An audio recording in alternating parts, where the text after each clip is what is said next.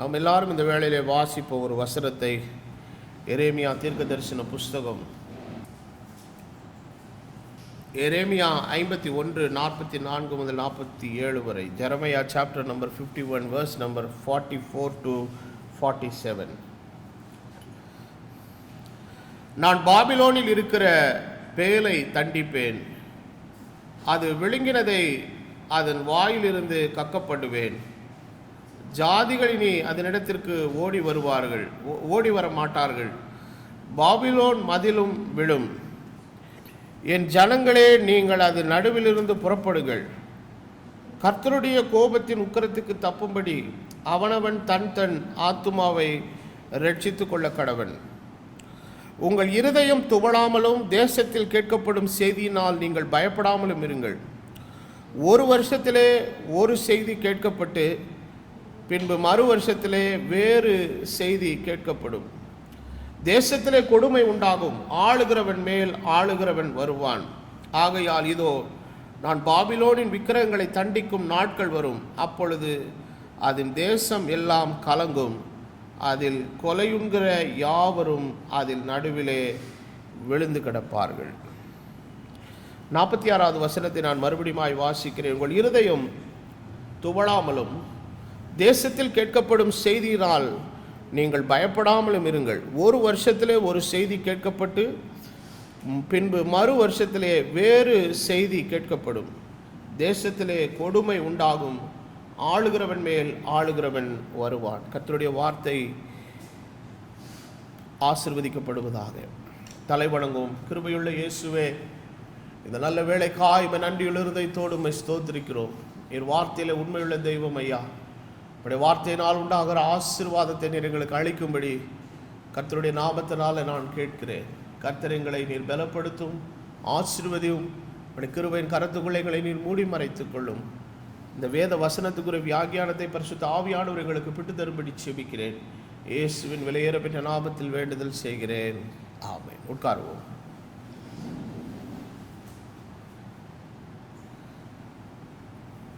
இந்த நாளிலே தேவனுடைய வசனத்தை உங்களோடு பேசும்படி வந்திருக்கிற நான்,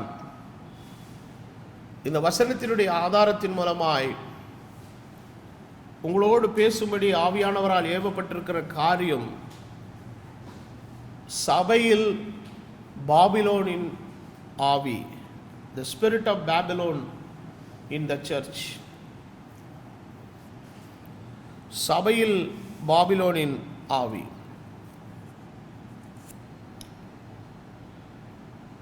பழைய ஏற்பாட்டிலே நடந்த எல்லா சம்பவங்களை நீங்கள் வேதத்திலே ஆராயும் போது இவையெல்லாம் வரக்கூடிய புதிய ஏற்பாட்டு சபையின் காலத்திற்கு அவை நிழலாட்டங்களாக வேதத்திலே இடம்பெற்றிருக்கிறது. இஸ்ரவேல் ஜனங்களை கர்த்தர் தெரிந்து கொண்டு அழைத்து தம்முடைய பிரசனத்துக்குள்ளே கர்த்தர் அவர்களை கொண்டு போக சித்தம் கொண்டார். ஆனால் ஆண்டவர் அவர்களை எகிப்திலே ஒரு 430 வருஷம் அடிமைகளாக இருக்கும்படி தேவன் ஒப்பு கொடுத்தார். பின்பு ஆண்டவருடைய வார்த்தையை பெற்று இந்த ஜனங்கள் வெளியே வந்தார்கள். 40 வருஷம் பிரயாணம் பண்ணினார்கள். வாக்குத்தத்தத்தின் தேசத்தை சுதந்திரித்து கொண்டார்கள். ஆனாலும் அவர்களுக்கு கொடுக்கப்பட்டிருக்கிற இடத்திலே அவர்கள் உண்மையாய் கர்த்தருக்கு இல்லாதபடி இருந்ததினாலே மறுபடியும் ஒரு காலம் வந்தபோது பாபிலோனுடைய அடிமைத்தனத்துக்குள்ளே ஒப்பு கொடுக்க தேவன் சித்தம் கொண்டார். இதனுடைய ஆரம்ப புள்ளி எங்கே ஆரம்பித்தது என்று சொன்னால், எசேக்கியா ராஜாவுடைய காலத்தில். எசேக்கியா ராஜா வியாதிப்பட்டு அவன் மரணத்துக்கு எதுவாக இருக்கிறான் என்பதை அறிந்த ஒரு புறஜாதி அரசன் அவனை நல விசாரிக்கும்படி வருகிறான். வந்தது கூட தவறுன்னு சொல்ல முடியாது. ஆனால் வந்தவனுக்கு ஆலயத்திலும் அரண்மனையில் உள்ள எல்லா பொக்கிஷங்களை எசேக்கியா ராஜா காண்பித்தது தான் மிகப்பெரிய ஒரு பொல்லாப்பாக, அது மிகப்பெரிய பிரச்சனையாக பின்னான காலத்தில் இருந்தது. இவன் வந்து போன பின்பு கர்த்தர் தம்முடைய தீர்க்கதரிசியாக ஏசாயாவை எசேக்கியாவினிடத்தில் அனுப்புகிறார். அவன் வந்து ராஜாவை பார்த்தவுடனே முதலிலே பார்த்து கேட்ட கேள்வி, அவர்கள் உன்னிடத்தில் எதை கண்டார்கள்? அவர்கள் உன்னிடத்தில் எதை பார்த்தார்கள்? அப்பொழுது எசேக்கியா சொல்லுகிறான், நான் ஆலயத்தின் அரண்மனையின் பொக்கிஷங்கள் எல்லாவற்றை காட்டினேன், காண்பியாதது ஒன்றும் கிடையாது. Nothing is left. அப்ப தேவன் கொடுத்திருக்கிற ஆசீர்வாதத்தை நாம தேவனுக்கும் நமக்கும் இடையே இருக்கக்கூடிய காரியம் எல்லாவற்றையும் கூட்டி கொண்டு போய் காட்டணுங்கிற அவசியம் இல்லை.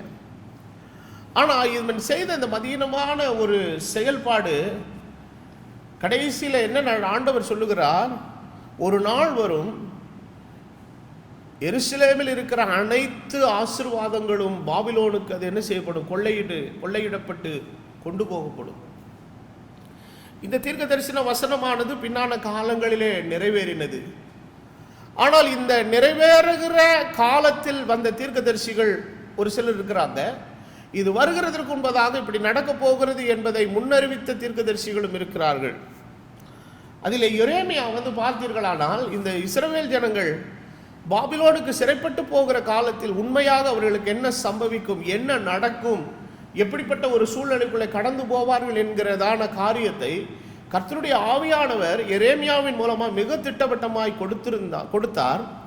ஆனால் எரேமியா வாழ்ந்த தீர்க்கதரிசனம் உரைத்த காலத்தில் இருந்த இஸ்ரவேலின் ராஜாக்கள் உண்மையான தீர்க்கதரிசியாக இருக்கிற எரேமியா சொல்லுகிற வார்த்தைகளை விட மற்ற பொய்யான தீர்க்கதரிசிகள் அவர்கள் சொல்லுகிற வார்த்தையை அதிகமாய் நம்பினார்கள். இதில் இந்த எரேமியாவுக்கு அடுத்த புத்தகம் பார்த்தீர்களானால் புலம்பலின் புத்தகம். அதில் 5 அதிகாரங்கள் தான் இருக்கிறது. அதை பொதுவாக எப்படி சொல்வார்களானால் எரேமியாவின் புலம்பல் என்று சொல்லுவது உண்டு. ஆனால் அந்த புத்தகத்துக்கான ஆத்தென்டிசிட்டி, அதாவது இது இவர் தான், எரேமியா தான் இந்த 5 அதிகாரங்களை புலம்பலாக அவர் பாடினார் என்பதற்கான ஆதாரங்கள் இல்லை என்றும் வேத பண்டிதர்கள் சிலர் வாதம் செய்கிறார்கள். ஆனால் அது எழுதப்பட்டுள்ள விஷயங்களை மையமாக வைத்து பார்த்தால் இதை எரேமியா தான் சொல்லியிருக்க வேண்டும் என்கிற முடிவுக்குள்ள வருகிற ஒரு காரியம் இருக்கிறது. அதை நம்புகிற ஒரு கூட்டம் வேத பண்டிதர்கள் இருக்கிறார்கள். ஆனால் என்னுடைய நிதானம் என்னவென்றால், இது நிச்சயமாய் எரேமியா தான் சொல்லி இருக்க முடியும். ஏன்னா அவன் அந்த இடத்துல புலம்புகிற புலம்பலை எல்லாம் பார்த்தீங்கன்னா ரொம்ப வேதனையாக இருக்கிறது. ஏன்னா இந்த ஜனங்களுக்காக அவன் ஆண்டவருடைய சமூகத்தில் போய் உண்மையாய் கர்த்தருடைய வார்த்தையை பெற்று தரும் பொழுது, அந்த உண்மையாய் பெற்று தருகிற ஜனத்திற்கு ஊழியக்காரனுக்கு விரோதமாய் ராஜாவும் அவர் பின்னால் ஒரு பெருங்கூட்டமும் எழும்பி இருக்கிறது.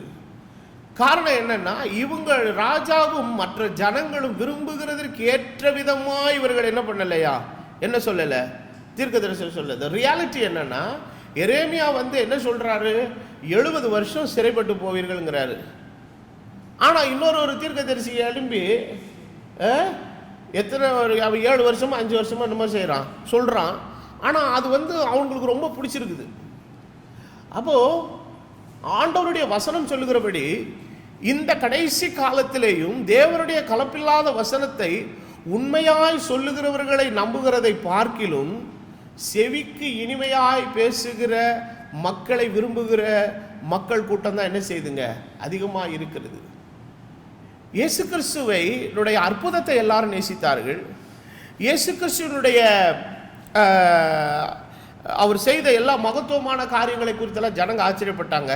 ஆனால் எத்தனை பேர் தேவனுடைய இயேசு கிறிஸ்துவனுடைய உபதேசத்தை நேசித்தார்கள் பார்த்தீங்கன்னா அது மிகவும் சொற்பமான ஒரு கூட்டம் தான்.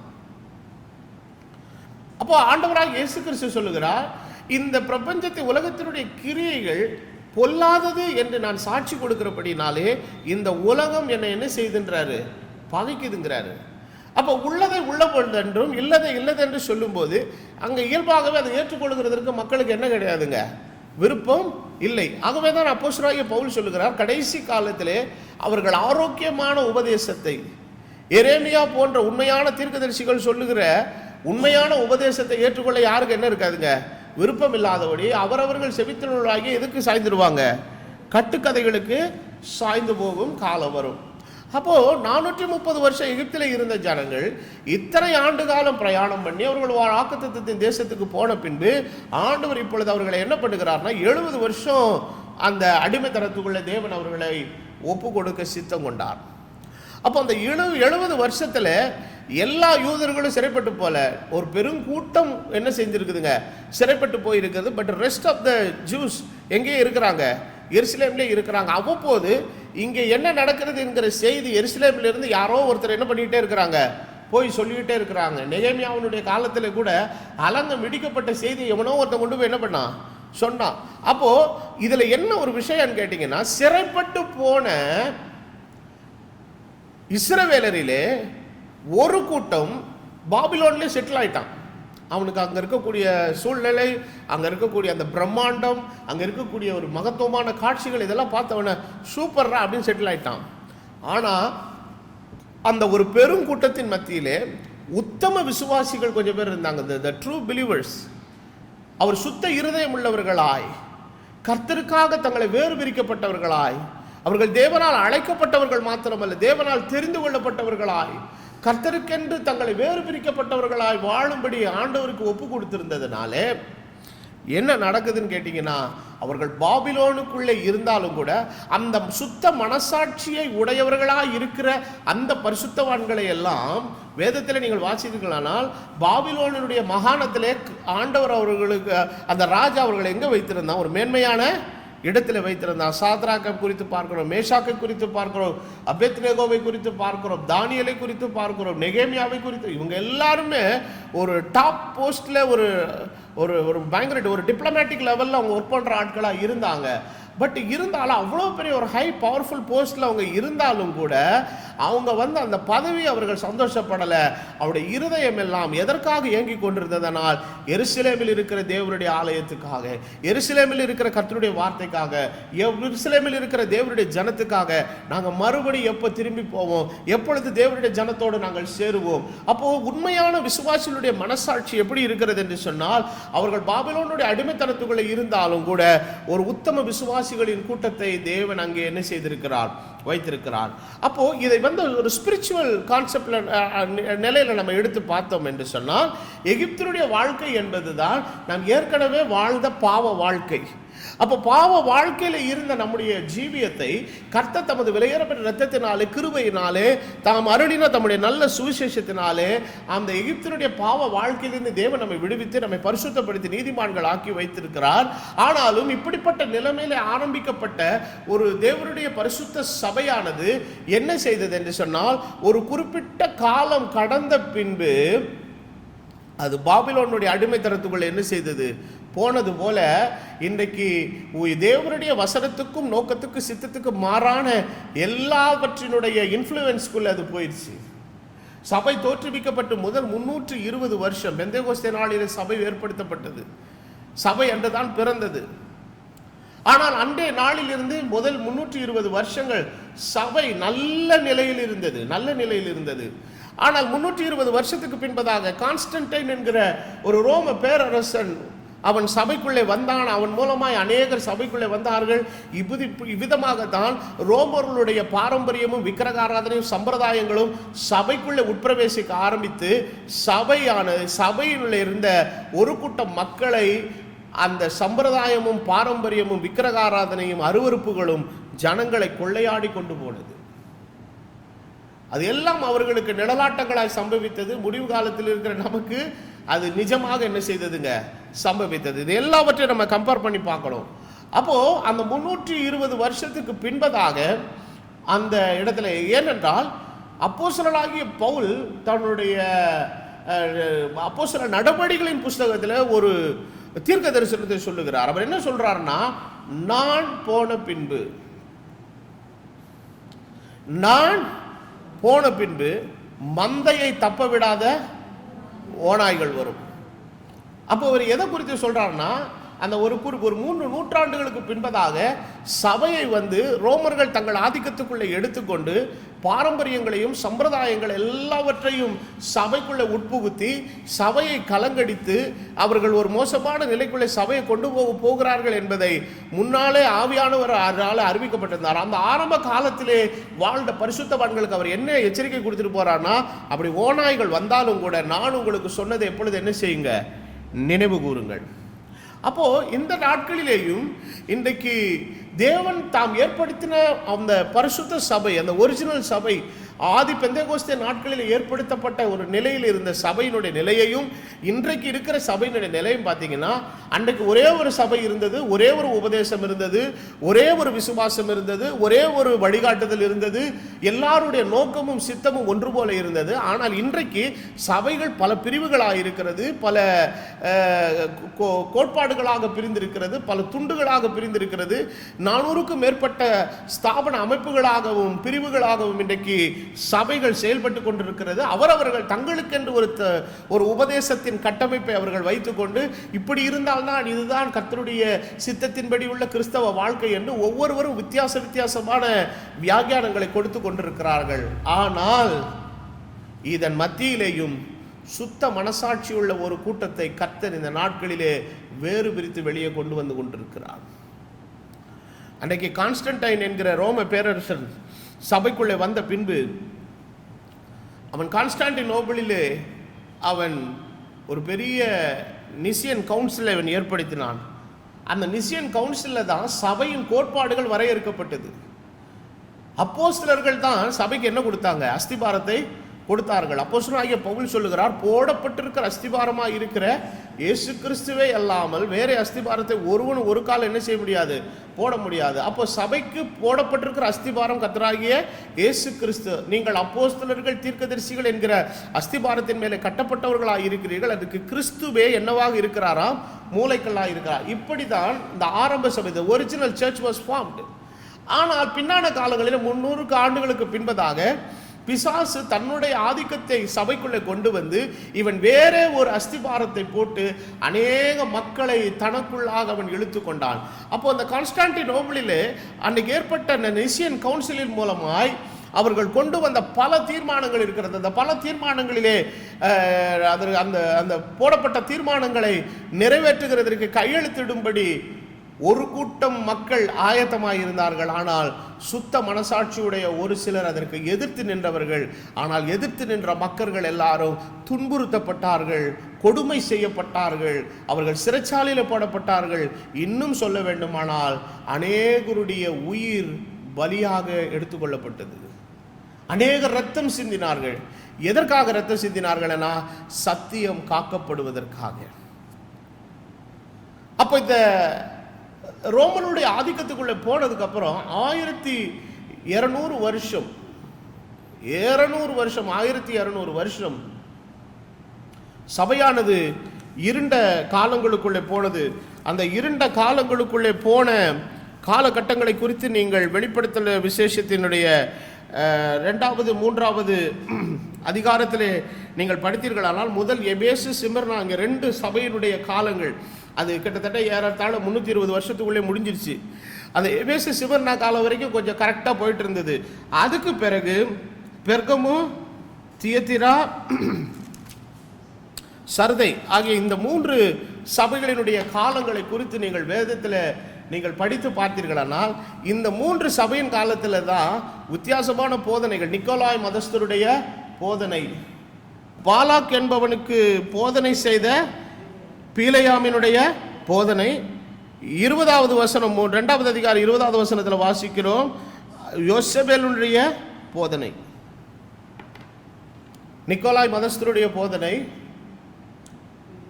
பீலையாமினுடைய போதனை, யெசபேலினுடைய போதனை. இது எல்லாமே எந்த டைமில் வந்ததுன்னா டார்க் ஏஜஸ், இருண்ட காலங்களில் தான் அந்த இதெல்லாம் வந்துச்சு. அப்போது the entire search was totally corrupted. ஆனாலும் எந்த காலங்களில் ஆனாலும் சரி கர்த்தர் என்ன பண்ணார்னா தம்முடைய பரிசுத்தவான்களை அப்பப்போ எழுப்பி, சத்தியவான்களை கர்த்தர் எழுப்பி ஜனத்தை எச்சரித்த பொழுதெல்லாம் அந்த எச்சரிப்பின் சத்தத்தை கேட்டு ஒரு கூட்டம் ஜனங்கள் என்ன செய்துட்டே இருந்தாங்க? தேவனுக்கு உண்மை உத்தமமாய் வாழ்ந்து கொண்டு வந்தார்கள். அப்போது இந்த பாபிலோனுடைய ஆதிக்கம் அப்படியே அங்கேருந்து அப்படியே என்ன செய்யுதுங்க? கம்ப்ளீட்டாக அது இன்ஃப்ளூயன்ஸ் ஆகி வந்துக்கிட்டே இருக்குது. அப்போ இந்த கடைசி காலத்தில் தேவனுடைய வருகைக்கு முன்னதான இந்த காலகட்டத்தில் கர்த்தருடைய வருகைக்கான அடையாளங்கள் நிறைவேறி கொண்டிருக்கிற ஒரு காலத்தில் நாம் ஜீவிக்கிறோம். நான் வாசித்த இந்த வேத வசனத்தில் ஆண்டவருடைய வசனம் சொல்லுது, உங்கள் இருதயம் துவள வேண்டாம்.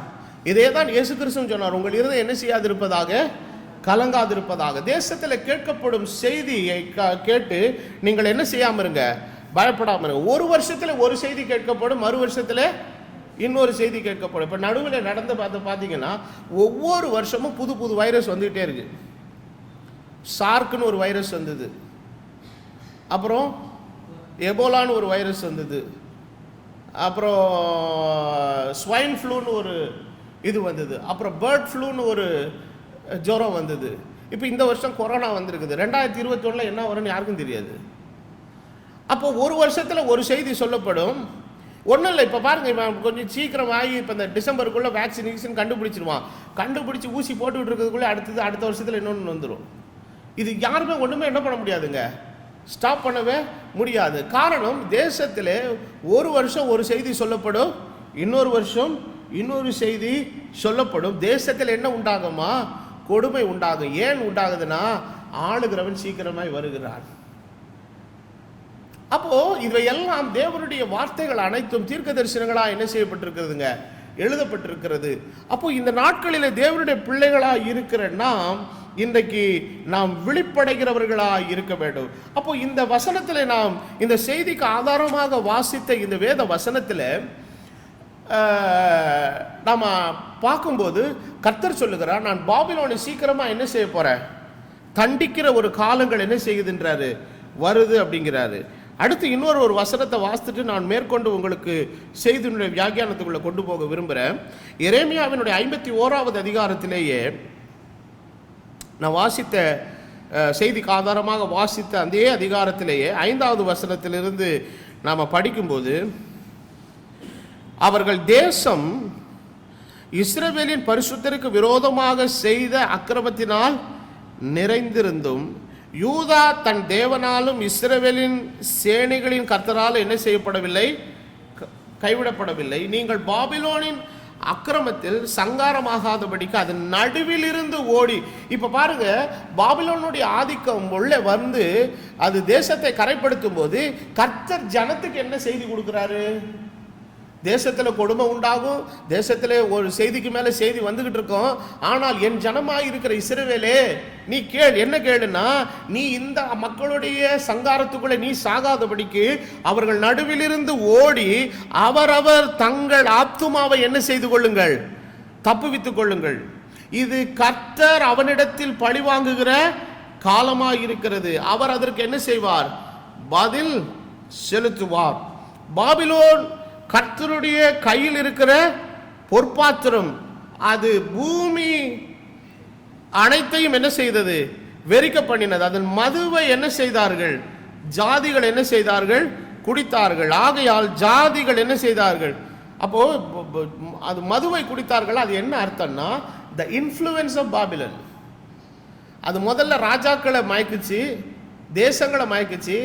இப்போ அந்த மதுவை யாருக்கும் கொஞ்சம் ஊற்றி விட்டுருக்குது, சபைக்குள்ளேயும் ஊற்றி விட்டு அந்த பாபிலோனுடைய மயக்கத்துக்குள்ள இன்னைக்கு சபையும் தன்னை என்ன செய்து கொண்டது.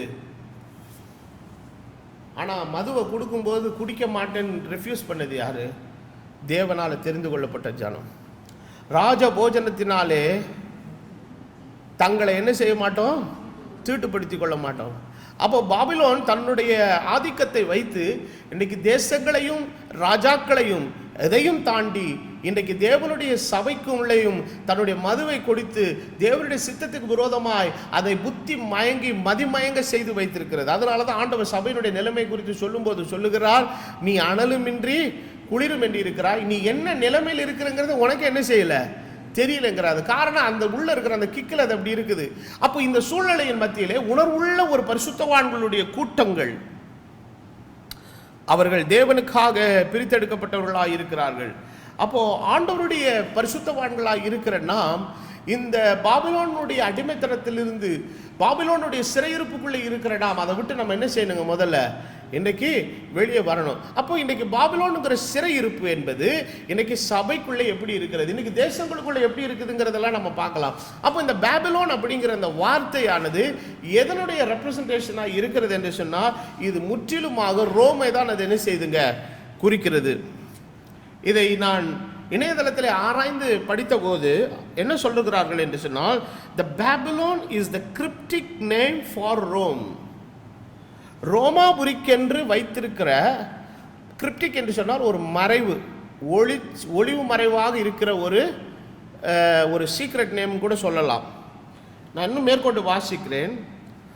The cryptic comments or messages are hard to understand because they seem to have hidden meaning.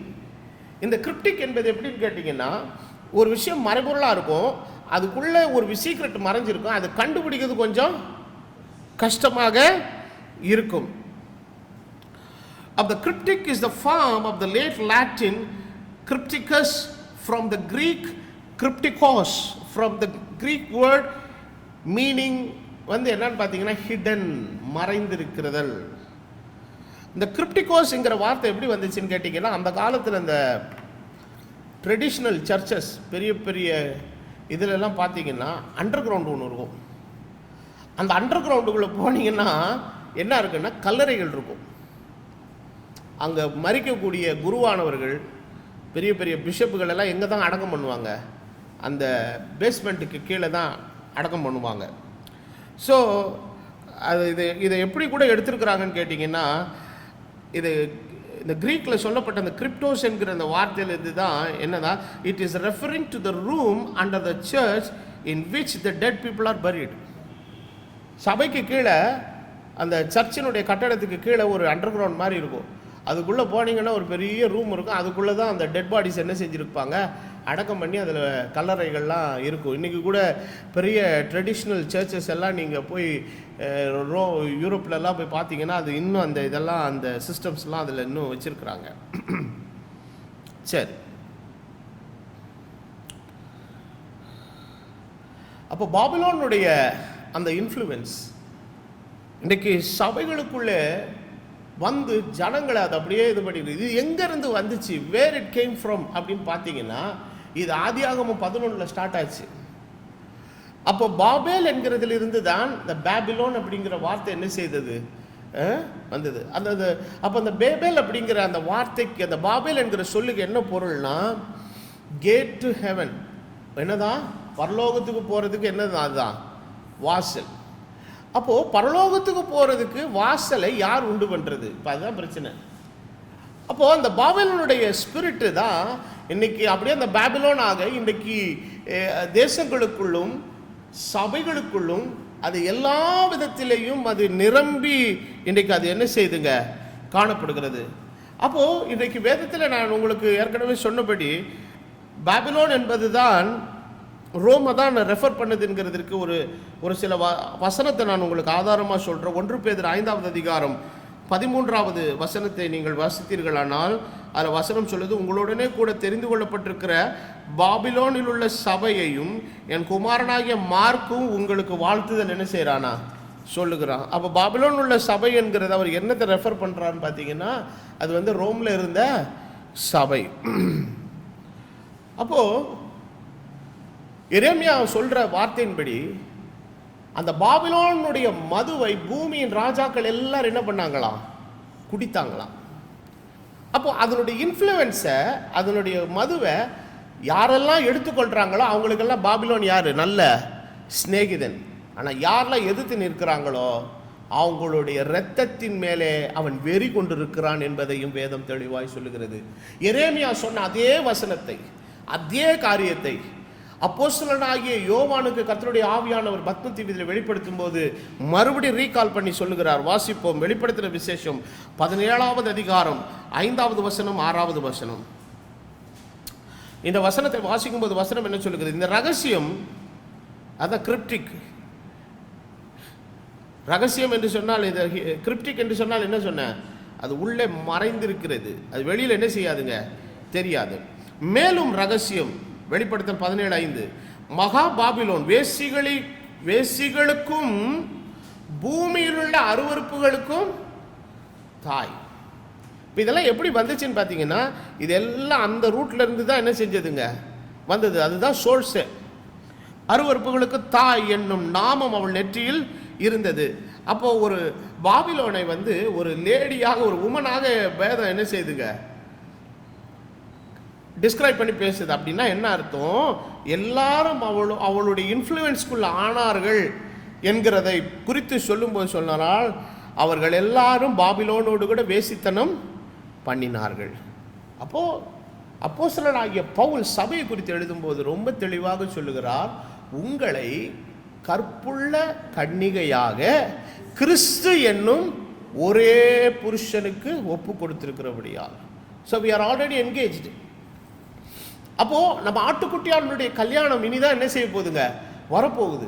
அப்போ வரப்போகிற இனி ஆட்டுக்குட்டியானவருடைய கல்யாணத்தில் நம்ம கிறிஸ்துவோடு கூட நம்ம பிரவேசித்து ஆண்டவராகிய மணவாளனாக இயேசு கிறிஸ்துவோடு கூட பிரவேசிக்கிறதற்கு கடந்த 2000 வருஷமாய் கிறிஸ்துவின் மணவாட்டியாகிய சபை ஆண்டவருக்காக என்ன செய்து காத்து கொண்டிருக்கிறது. இது ஒரு காலம் தன்னை பாபிலோனுடைய நிலைக்கு அது என்ன செய்யாது, தன்னை ஒரு காலம் ஒப்பு கொடுக்காது. ஆனா அப்போஸ்தலன் சொல்லுகிறார், நான் சபையை எப்படி தான் ஒப்பு கொடுத்திருக்கிறேன், கற்புள்ள கன்னிகையாக கிறிஸ்து என்கிற ஒரே புருஷனுக்கு. அப்போ பவுல் என்ன சொல்ல வர்றாரு, தேவனுடைய சபையே நீ கிறிஸ்துவாகிய மணவாளனாக இயேசு கிறிஸ்துவுக்கு என்று ஒப்பு கொடுக்கப்பட்டிருக்கிறபடினாலே நீ பரிசுத்த நடக்கை உள்ளவளாய், தூய்மை உள்ளவளாய், கரைதிரையற்ற மணவாட்டியாக நீ இருந்து கொள். பாபிலோனுடைய இன்ஃப்ளூயன்ஸ்னாலே நீ பாபிலோனுடைய ஆதிக்கத்துக்குள்ளே இசைந்து போய் ஆவிக்குரிய வேசித்தனத்தினாலே உன்னுடைய ஆவிக்குரிய கற்பை என்ன செய்யாதே, இழந்து போகாதே என்கிறதை தான் அப்போஸ்தலனாகிய பவுல் ஆவிக்குரிய நிலையிலே சபைக்கு ஆலோசனையாக கொடுக்கிறார். அப்போ இந்த பாபிலோன் ஆகிய இந்த ஸ்திரீயோட கூட வேசித்தனம் பண்ணின ராஜாக்கள், ராஜ்யங்கள் எல்லாம் ரொம்ப ஜாலியா இருக்குது. ஆனா ஒரு கூட்டம் ஜனம் இதனோட என்னவே செய்ய மாட்டேங்குது, ஒத்தே போக மாட்டேங்குது.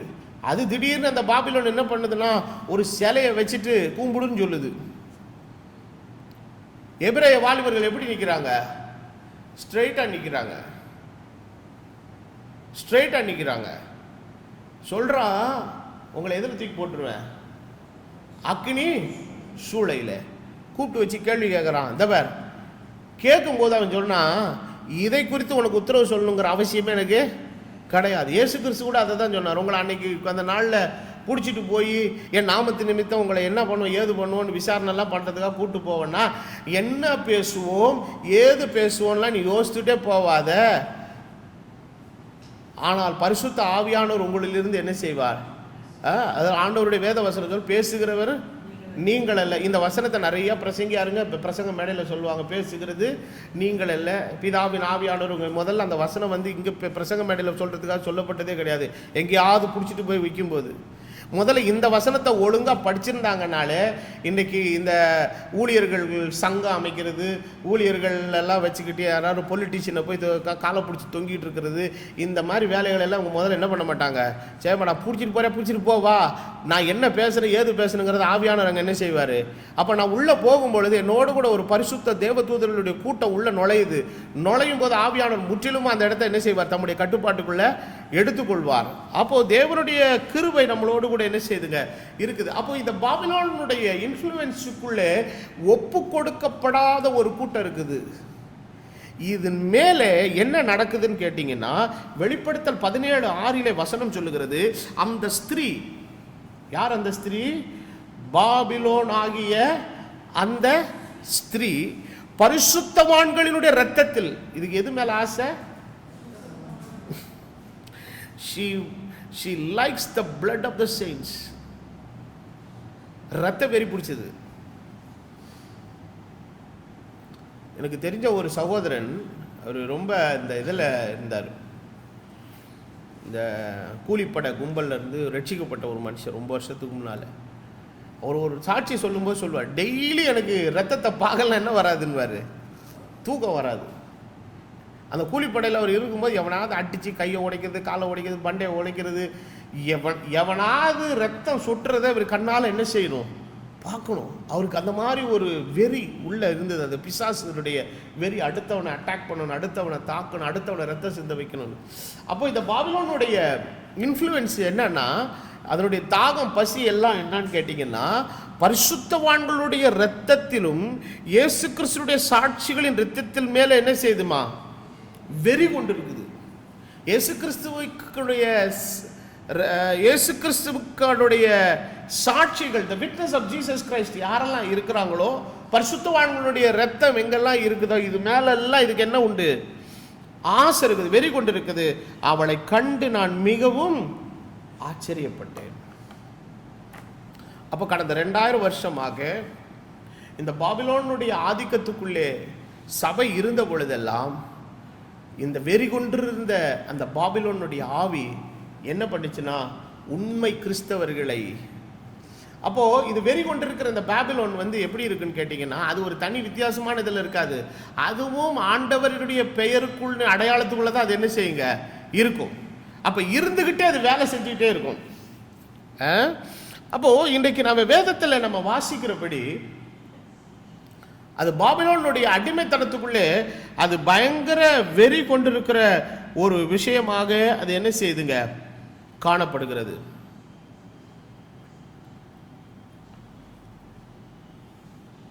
ரோமருடைய ஆதிக்கத்தில் சபை ரெண்டா பிரிஞ்சு போச்சு. இப்போ பரிசுத்தவான்களுடைய கூட்டம் ஒரு பக்கம் இருக்குது, ரோமருடைய ஆதிக்கத்துக்குள்ளே இயங்கி கொண்டிருக்கிற ஒரு ரிலீஜியஸ் சபைன்னு ஒன்று இருக்குது. அப்போ இந்த ரிலீஜியஸ் சபை எதை அட்டாக் பண்ணிக்கிட்டே இருக்குதுங்க? True believers of Jesus Christ என்ன பண்ணிக்கிட்டே இருக்குதுங்க.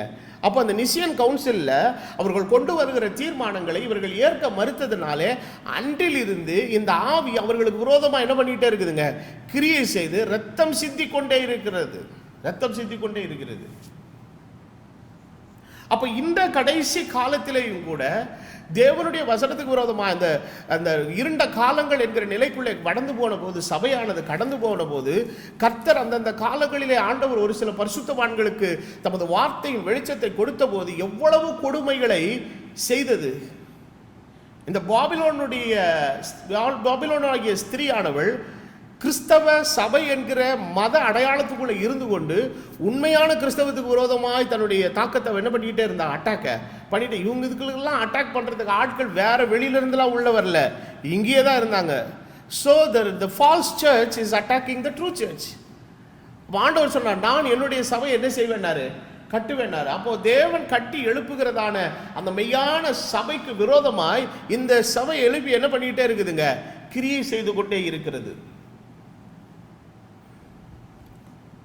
சபையினுடைய காலத்தில், இருண்ட காலங்களுக்குள்ளே சபை கடந்து போன சமயத்தில் ஜான் விக்லிஃப் என்கிறவர் அவர் எழும்பி தான் என்ன பண்ணார்னா வேதாகமத்தை முதல் மொழிபெயர்த்தார். அப்போ இந்த ரோமர்களாகிய பாபிலோனுடைய ஆதிக்கத்துக்குள்ளே சபையானது போனதுக்கப்புறம் என்ன ஆயிடுச்சுன்னா, அவன் சபைக்கு அவன் சட்டத்திட்டங்கள் போடுறான். பைபிள் எல்லாரும் என்ன செஞ்சிருக்கக்கூடாது, வச்சிருக்கக்கூடாது, வெறும் பிரீஸ்டுகள் தான் வைத்திருக்கணும். அப்புறம் பைபிள் லத்தீன் மொழியில் தான் என்ன செய்யப்படணும், வாசிக்கப்படணும். அப்புறம் நம்முடைய வேதாகமத்தில் 66 புஸ்தகங்களுக்கு அவர்கள் கூடுதலாக 14 புஸ்தகத்தை உள்ளன பண்ணிட்டாங்க, சேர்த்துட்டாங்க. இதை மாத்திரமல்ல, இன்னும் சட்டத்திட்டங்கள் என்ன போட்டிருந்தாங்கன்னா, ரோமனுடைய இது உத்தரவு இல்லாமல் பைபிளை யார் என்ன பண்ணக்கூடாது, டிரான்ஸ்லேட்டை. அப்போ பொது விசுவாசியுடைய கையில் என்னவே கிடையாது, பைபிளே கிடையாது. அப்போது இப்படிப்பட்ட சட்டத்திட்டங்கள் எல்லாம் போட்டு அவர்கள் பண்ணாங்க. ஆனால் அந்த சட்டத்திட்டங்களினாலே சபையினுடைய வளர்ச்சியை, ஒடுக்கத்தை அவர்கள் என்ன செய்ய நினைத்தாங்க, ஒடுக்கி கொண்டு வர நினைத்தார்கள். ஆனால் உத்தம விசுவாசிகள் எழும்பி அவர்கள் குரல் கொடுத்த போது ஆண்டவருடைய சத்தியம் நிலைநாட்டப்பட்டது. அவர்கள் இரத்த சாட்சிகளாய் கிறிஸ்துவுக்காக என்ன செய்தார்கள், மரித்தார்கள். அப்புறம் நிசியன் கவுன்சிலிலே அவர்கள் ஏற்படுத்தின பலவிதமான சட்டத்திட்டங்கள், பலவிதமான உபதேசங்கள், தவறான காரியங்கள், வேதத்துக்கு முரண்பட்ட விஷயங்கள் எல்லாவற்றை நியாயப்படுத்துகிறதற்கு வசனத்தையே என்ன பண்ணாங்களா, திரிச்சாங்க. அப்போ கொண்டு வரப்பட்ட பலவிதமான உபதேசங்களிலே ஒரு விதமான ஒரு உபதேசத்தினுடைய நிலை என்னன்னு பார்த்தீங்கன்னா, திருத்துவம் என்கிற ஒரு உபதேசத்தை கொண்டு வந்தாங்க. அப்போ திருத்துவம் என்கிற ஒரு உபதேசம் வந்தபோது அந்த உபதேசத்தை நியாயப்படுத்துறதுக்கு அவர்களுக்கு கான்கிரீட்டான வசனம் பைபிளில் கிடையாது. ஸோ அந்த நாட்கள் வரைக்கும் தேவன் ஒருவர் என்கிறதான் சபை விசுவாசித்தது. சபையிலே கர்த்தராகிய இயேசு கிறிஸ்துவின் நாமத்தினால தான் ஞானஸ்நானம் பண்ணப்பட வேண்டும் என்கிற ஒழுங்குமுறை சபை. நான் சொல்றது எதுவுமே கட்டுக்கதை கிடையாது. புக் சர்ச் ஹிஸ்டரி எடுத்து படிங்க, எல்லா ஹிஸ்டாரியன்ஸும் they are 100% they are accepting it. அப்போ இந்த சூழ்நிலையின் மத்தியிலே இவர்கள் கொண்டு வந்திருக்கிற இந்த தவறான உபதேசமாகிய திருத்துவம் என்கிற உபதேசமானது நியாயப்படுத்தப்படுகிறதற்கு பயன்படுத்தப்படுகிறதற்கு ஒரு ஆத்தென்டிசிட்டி, அதாவது ஒரு வேதத்தில் ஒரு அடிப்படை ஆதாரமான வசனங்கள் இல்லாததினாலே இவர்களே வசனத்தை உள்ளே சேர்த்தார்கள். அதுதான் 1 யோவான் 5:7, 1 John 5:7. பரலோகத்திலே சாட்சியிடுகிறவர்கள் மூவர், பிதா, வார்த்தை, பரிசுத்த ஆவி. இவ் மூன்றும் எப்படி இருக்குது? ஒன்றாக இருக்குதுன்னு சொல்லி அது பிராக்கெட்டில் விதின் த பிராக்கெட்ஸில் போட்டிருக்கும். அந்த விதின் த பிராக்கெட்ஸில் போடப்பட்டிருக்கிற இந்த வசனம் ரோமர்களுடைய ஆட்சி காலத்தில் ரோமன் கத்தோலிக்க சபையினாலே வேதாகமத்துக்குள்ளே சேர்க்கப்பட்ட வசனம். சேர்க்கப்பட்ட வசனம். இன்றைக்கு கூட மற்ற மொழிபெயர்ப்புகள், சில மொழிபெயர்ப்புகள்லாம் நீங்கள் படிச்சிங்கன்னா அந்த அந்த இது வந்து கிடையாது, அந்த வசனமே கிடையாது பைபிளில். அந்த வசனமே பைபிளில் கிடையாது. இதை இவர் ஸ்காஃபில்ட் என்கிற வேத பண்டிதர் அவர் அதில் கமெண்ட்ரி எழுதும்போது அவர் கீழே எழுதியிருக்கிறாரு, the scripture was later inserted. பின்னான காலங்களிலே இது வேதத்துக்குள்ளே என்ன செய்யப்பட்டது? நுழைக்கப்பட்டது. இப்போ ரோமன் கேத்தலிக் பைபிளை நீங்கள் எடுத்து படிச்சிங்கன்னா இந்த வசனம் பின்னான காலங்களில் தங்களுடைய அதிகாரத்தினாலே வேதத்துக்குள்ளே இணைக்கப்பட்டது என்பதை உணர்ந்த ரோம கத்தோலிக்கர்களே இன்னைக்கு எதை எடுத்துட்டாங்க? அந்த தங்கள் வேதாகமத்திலிருந்து அந்த வசனத்தை என்ன செஞ்சுட்டாங்க? எடுத்துட்டாங்க. என்னுடைய மொபைலில் வந்து ரோமன் கேத்தலிக் பைபிளுடைய ஆப் வச்சிருக்கு. அதை எடுத்து பார்த்தீங்கன்னா 1 John 5:7 கிடையாது. அதில் that scripture was totally removed. அது எடுக்கப்பட்டு விட்டது. அதே மாதிரி மத்தேயு 28:19 நீங்கள் படித்தீர்களானால் அந்த வசனத்தை வந்து ஆல்டர் பண்ணி இருக்கிறார்கள். நீங்கள் உலகமெங்கிலும் போய் சகல ஜாதிகளையும் சீஷராக்கி என் நாமத்தினாலே ஞானசானம் கொடுங்கள் என்பதுதான் ஒரிஜினல் ஸ்கிரிப்ட். அந்த ஒரிஜினல் ஸ்கிரிப்டை அவர்கள் மறுபடியும் ஆல்டர் பண்ணினார்கள் என்பதை சபை சரித்திரத்தை அந்த நாட்களிலே சபையினுடைய ஆரம்ப காலத்தில் எழுதின எசுபியஸ் என்கிற ஒரு தேவனுடைய மனுஷன் தன்னுடைய சரித்திர புத்தகத்தில் அவர் ஏற்கிறார். This scripture was altered in later years. இதை வந்து வேத பண்டிதர்கள் நிறைய பேர் ஒத்துருக்கிறது. நீங்கள் இன்டர்நெட்டில் போய் படிச்சு பாருங்க இருக்குது. அப்போ எப்படி இருந்தது ஸ்கிரிப்சரினுடைய ஒரிஜினல்? எப்படி இருந்ததுன்னா, நீங்கள் ஒவ்வொருவரும் மனம் திரும்பி நீங்கள் உலகமெங்கிலும் போய் சகல ஜாதிகளையும் சீஷராக்கி என் நாமத்தினால என்ன கொடுங்கள்? ஞானசானம் கொடுங்கள். அப்படி இருந்த அந்த ஸ்கிரிப்சரை இவங்க பின்னான காலத்தில் என்ன பண்ணாருங்கன்னா, நீங்கள் உலகமெங்கிலும் போய் சகல ஜாதிகளையும் சீஷராக்கி பிதாகுமாரன் பரிசுத்தாவின் நாமத்தில் ஞானசானம் கொடுங்கள்ட்டு மாற்றினாங்க. ஸோ இந்த திருத்துவம் என்கிற கோட்பாடு மிகவும் தவறானது. இது பாபிலோன் தன்னுடைய ஆதிக்கத்தின் மூலமாய் சபைக்குள்ள என்ன செய்யுது? இது மாதிரி ஏகப்பட்ட விஷயம் இருக்குது. கிறிஸ்மஸ் கொண்டாட்டம், ஈஸ்டர் கொண்டாட்டம், பாரம்பரியங்கள், சபையில் மெழுகுவத்தி ஏற்றுறது, சிலுவை அடையாளம் போடுறது, இப்படி பார்த்தீங்கன்னா ஏகப்பட்ட விஷயங்கள் இருந்தது. அப்போது பாபிலோனுடைய ஆதிக்கம், அந்த ரோமனுடைய ஆதிக்கம் வந்து சபைக்குள்ள ஸ்ட்ராங்காக இருந்ததுனால அது வந்து என்ன பண்ணுதுன்னா, உத்தம விசுவாசிகளினுடைய இரத்தத்தின் மேலே என்ன செய்ததுங்க? எப்பவுமே வெறி கொண்டிருந்தது. அவங்கள வந்து தேவனுடைய வழிநடத்ததின்படி இயங்க விடலை. அப்போது சபையினுடைய இது இருண்ட காலங்கள் இப்படியே போயிட்டே இருக்குது. இந்த ஜான் விக்லிஃப் என்கிறவருடைய காலத்தில் அவர் என்ன பண்ணார்னா, அவருக்கு ஆண்டவர் ஒரு வெளிச்சத்தை கொடுத்தாரு. என்னன்னா, வேதம் வந்து ஒரு இருட்டான ஒரு கையில் இருக்குது.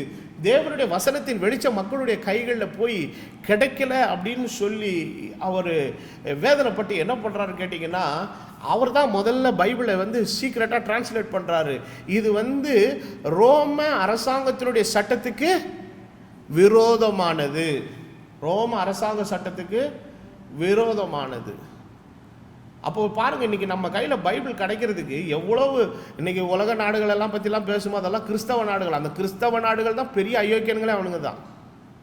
தேவனுடைய வசனமானது, தேவனுடைய காரியங்கள் சரியானபடி செயல்படுத்த முடியாதபடி இதுக்கு மிகப்பெரிய முட்டுக்கட்டையாக இருந்ததே அவங்க தான்.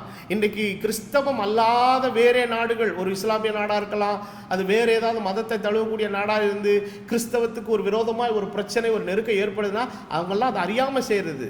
ஆனால் இவங்க எல்லாம் அறிஞ்சே தேவனுடைய பிள்ளைகளுக்கு விரோதமாக என்ன செய்தாங்க? So the religious search is fighting against the true search. அப்போ உண்மையான தேவனுடைய சத்திய சபைக்கு விரோதமாக எந்த சபை எழுப்பி நிற்குதுங்க? அந்த மத ரீதியான ஒரு சபையானது எழும்பி நின்று கொண்டிருக்கிறது. அப்போது அந்த ஜான் விக்லிஃப் என்ன பண்ணுறாருன்னா, ரோம சட்டத்துக்கு விரோதமாக எது சீக்கிரட்டாக ஒரு பைபிளை அவர் இது பண்ணிகிட்டே இருக்கிறார். டிரான்ஸ்லேட் பண்ணிக்கிட்டே இருக்கிற இந்த சமயத்தில் தான் எதிர்பாராமல் அவருடைய மரணம் ஏற்பட்டு விடுகிறது. அப்போ அந்த ஜான் விக்லிஃபினுடைய ஃபாலோயர் ஜான் ஹேசன் ஒருத்தர் இருந்தார். அவர் என்ன பண்ணாருன்னா, அவர் விட்டுட்டு போன அந்த பணியை இவர் தொடர்ந்து செய்து எப்படியாவது பைபிளை டிரான்ஸ்லேட் பண்ணணும்னு சொல்லிட்டு இவர் கஷ்டப்பட்டு டிரான்ஸ்லேட் பண்ணி நியூ டெஸ்டிமெண்ட்டை டிரான்ஸ்லேட் பண்ணி முடிச்சிட்டார். இது எப்படியோ ரோமன் கவர்மெண்ட்டுக்குள்ளே கிடைச்சதுக்கப்புறம் அவரை அந்த பிஷப்மார்கள் மற்ற சபையினுடைய தலைவர்கள் பெரியவர்கள் எல்லாம் கூப்பிட்டு, நீ ரோமனுடைய சபை சட்டத்துக்கு விரோதமாக செஞ்ச, நீ எப்படி நீ வேதாகமத்தை நீ ஆங்கிலத்தில் மொழிபெயர்க்கலாம், நம்மளுடைய பாரம்பரியமாக லத்தீனில் தானே அது இருக்கணும் என்று சொல்லி அவர் மேலே ஒரு குற்றம் சாட்டி அவரை ஒரு விளக்கு கம்பத்தில் கட்டி கீழே விறகெல்லாம் வச்சு கொளுத்துனாங்க. கொளுத்துறதுக்கு எதை தீப்பந்தமாக பயன்படுத்தினாங்கன்னா, ஜான் ஹேஸ் எழுதின அந்த மேனஸ்கிரிப்ட் அவர் கஷ்டப்பட்டார். இன்னைக்கெல்லாம் ஜெராக்ஸ் மிஷின் இருக்குது, எல்லாம் இருக்குதுங்க, எத்தனை காப்பி வேணால் எடுக்கலாம். ஆனால் அன்னைக்கு ஒரு பிரதியை எழுதுறதுன்னா எத்தனை மணி நேரம் ஆகும் தெரியுங்களா? அவ்வளவு கஷ்டப்பட்டு அவர் அந்த மேனஸ்கிரிப்ட் எழுதின அந்த மேனஸ்கிரிப்டை கையில் பிடிச்சிட்டு அதையே தீப்பந்தமாக வச்சு கொளுத்துனான். அதாவது நீ செய்த வேலையை உன்னோடைய சேர்த்து என்ன செய்யறேன்டா, எரிக்கிறேன்னு எரிச்சான். இது எரிக்கிற வேலையை செய்தது ரோமன் சர்ச். இதெல்லாம் பைபிள் ஹிஸ்ட்ரியில் இருக்குது. இன்றைக்கெல்லாம் வேதாகமத்தை நம்ம கையில் வச்சுக்கிட்டு படிக்க நமக்கு மனம் இல்லை. ஆனால் அந்த வேதாகமம் இன்றைக்கி நம்ம கையில் கிடைக்கிறது ஒவ்வொரு பரிசுத்தவான்கள் பட்ட வேதனை, அவர்கள் சிந்தின ரத்தம், அவர்கள் பட்ட கஷ்டங்கள் கொஞ்சம் நஞ்சம் இல்லை. இதில் என்ன நடந்தது என்று சொன்னால், இந்த ஜான் ஹேஸ் அவர் ஜெபம் பண்ணிகிட்டே இருக்கிறாரு. அவர் ரத்த சாட்சியாக மறிக்கிறாரு. தீப்பந்தம் பிடிச்சி தீ எரிஞ்சிக்கிட்டே இருக்குது. அப்பொழுது சத்தமிட்டு ஒரு தீர்க்க தரிசனத்தை சொன்னார். என்ன சொன்னார்னா, இன்னும் 100 வருஷத்திலே கர்த்தர் ஒரு மனுஷனை எழுப்புவார். In 100 years God will raise a man. இன்னும் 100 வருஷத்திலே கர்த்தர் ஒரு மனிதனை எழுப்புவார். அந்த மனிதன் ஒரு வேலையை செய்வான், அவனுடைய வேலையை யாரும் தடுத்து நிறுத்த முடியாதுன்னு சொல்லிட்டு ஜீவனை விட்டார். அவர் சொன்ன தீர்க்க தரிசனத்தின்படியே 100 வருஷத்துல கர்த்தர் மார்ட்டின் லூத்தரை எழுப்பினார். அவர் தான் முத எழுப்பி நின்று ரோம சபைக்கு விரோதமாய் சொன்னார், நீங்கள்லாம் ரொம்ப ஜனங்களை ஏமாத்துறீங்கிற, விசுவாசத்தினால் தான் நீதிமான் என்ன செய்வாயா பிழைப்பான் என்று சொல்லி அவர் என்ன பண்ணார்னா, மறுபடியும் இங்கிலீஷில் அந்த டிரான்ஸ்லேஷன் ஒர்க் அவர் என்ன பண்ணினாருங்க, செய்ய ஆரம்பித்தார். செய்ய ஆரம்பித்ததனுடைய நோக்கம், ஜனங்களுடைய கைகளிலே தேவனுடைய வார்த்தையின் வெளிச்சம் என்ன செய்யணுங்க. அப்போ வசனம் என் கால்களுக்கு தீபமும் என் பாதைகளுக்கு வெளிச்சமாய். அப்போ இதனால என்ன நடந்ததுன்னா, ரோமன் கவர்மெண்ட் எப்படி ஜான் விக்லிஃபுக்கும் ஜான் ஹேஸுக்கும் விரோதமான எக்ஸ்கம்யூனிகேட் பண்ணுவாங்க. அந்த காலத்தில் என்னன்னா, சபையை விட்டு விலக்கி வைப்பாங்க, அவர்களுக்கு மரண தண்டனை கொடுப்பாங்க, சிறைச்சாலையில் போடுவாங்க. இப்போ மார்ட்டின் லூத்தருக்கு பிரச்சனை ஆயிடுச்சு. மார்ட்டின் லூத்தர் தலைமறைவா இருந்து இங்க ஓடி அங்க ஓடி இங்க ஓடி அங்க ஓடி அவர் தலைமறைவாய் இருந்து தான் இந்த மொழிபெயர்ப்பின் வேலைகளை எல்லாம் என்ன பண்ணாருங்க, செய்து முடித்தார். அவர்கள் எவ்வளவு வேணா கர்த்தர் சீர்திருத்தத்தின் வேலையை ஆரம்பிச்சிட்டாரு. இதுக்கு மேல ஆண்டவர் இரத்த சாட்சியா மறிக்கிறதுக்கு கடவுள் என்ன செய்யல, ஒப்பு கொடுக்கல.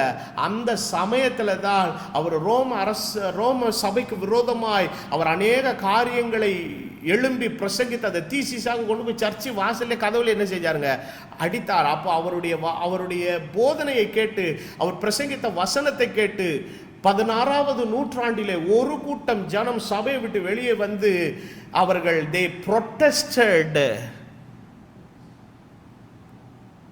the Roman system.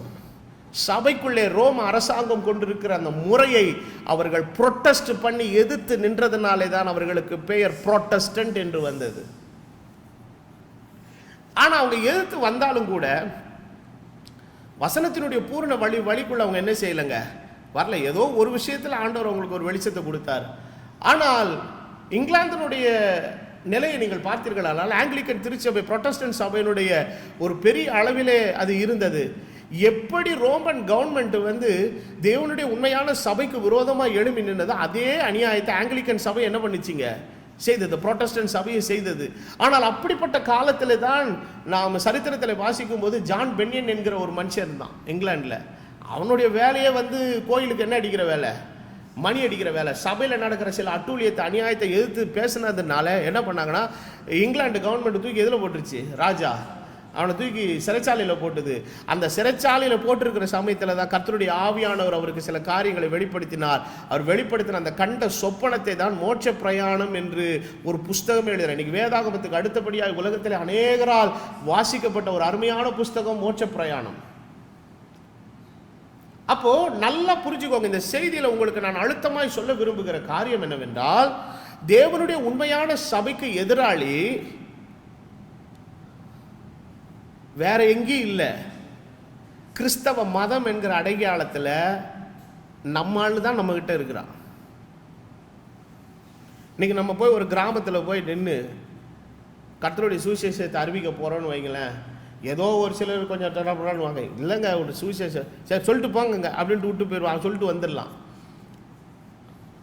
இன்னைக்கு நீங்கள் போய் கிறிஸ்தவ சில இடங்களுக்குள்ள ஸ்தாபனங்களுக்குள்ளே போய் இது தாங்க சத்தியம், இது நான் கொஞ்சம் பிரசங்கிக்க எனக்கு இடம் கொடுக்கணும் கிட்டே உள்ளே வராது, வெளியே துரத்தி விட்டுருவான். நம்மளை துரத்தி விடுறது இல்லாமல் நம்ம உள்ளேயே நீ தொடர்ந்து வர முடியாதுக்கு என்னென்னலாம் செய்ய முடியுமோ எல்லாத்தையும் என்ன பண்ணுவான், செய்வான்.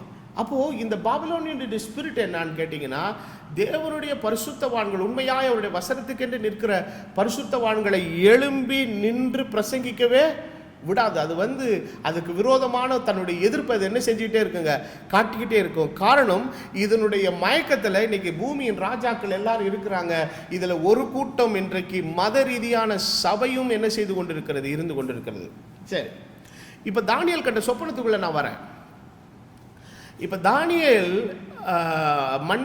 தானியேல் கண்ட சொப்பனத்தில் அவன் ஒரு பெரிய சிலை என்ன செய்கிறாருங்க பார்க்குறாரு. தலை என்னவா இருக்குது, தங்கமாக இருக்குது. அப்புறம் அடுத்து மார்பு புயங்கள் எல்லாம் வெள்ளியாக இருக்குது, அப்புறம் வெங்கலமாக இருக்குது, அப்புறம் இரும்பாக இருக்குது, அப்புறம் இரும்பும் களிமண்ணுமா இருக்குது. இது எல்லாமே ஒரு வித்தியாசமான ராஜ்யங்கள் இது என்ன செய்யுதுங்க.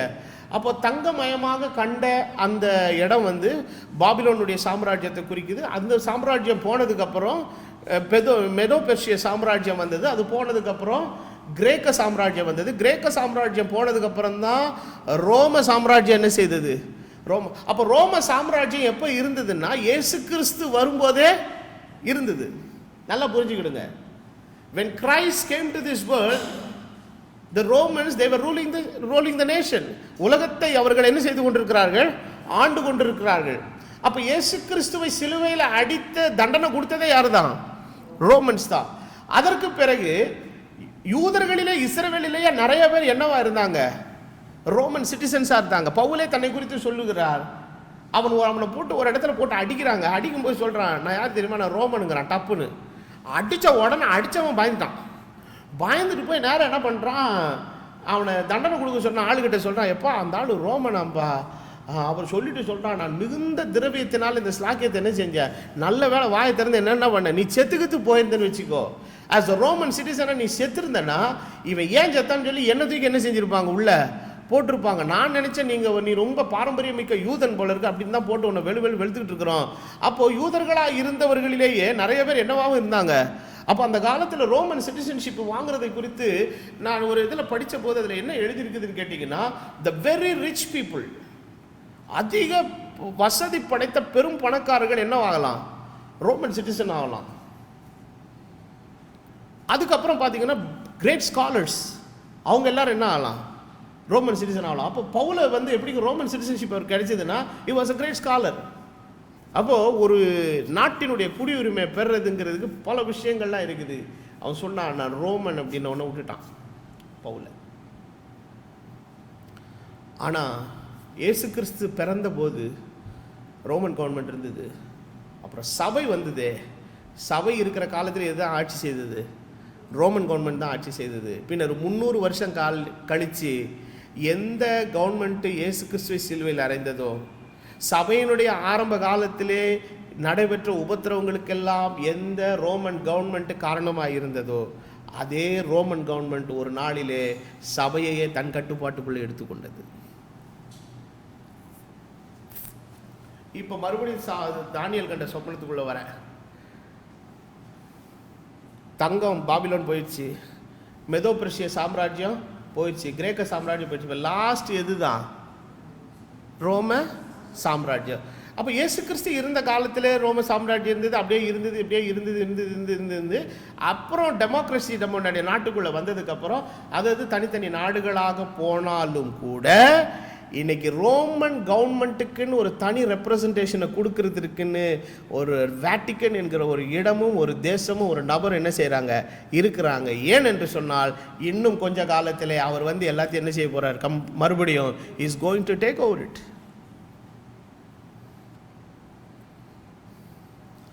அப்போது இந்த பாபிலோனுடைய மதுவை குடித்த இந்த ராஜாக்கள் எல்லாரும் இப்போது நல்லா குடிச்சிட்டு தான் இருக்கிறாங்க. இப்போ Indian health organisation, American health organisation எல்லாம் போய் வேர்ல்டு ஹெல்த் ஆர்கனைசேஷன், இந்தியாவுடைய ரிலீஜியன் அமெரிக்காவுடைய ரிலீஜியன்லாம் போய் வேர்ல்டு ரிலீஜியன் வந்து வர ஆரம்பிக்குது. Indian bank, American bank, Japanese bank எல்லாம் போய் இப்போ என்ன பேங்க் வந்துருச்சு? வேர்ல்டு பேங்க் வந்துருச்சு. இப்போ எல்லாமே வேர்ல்டு, எல்லாம் யூனிவர்சல் ஆகுது.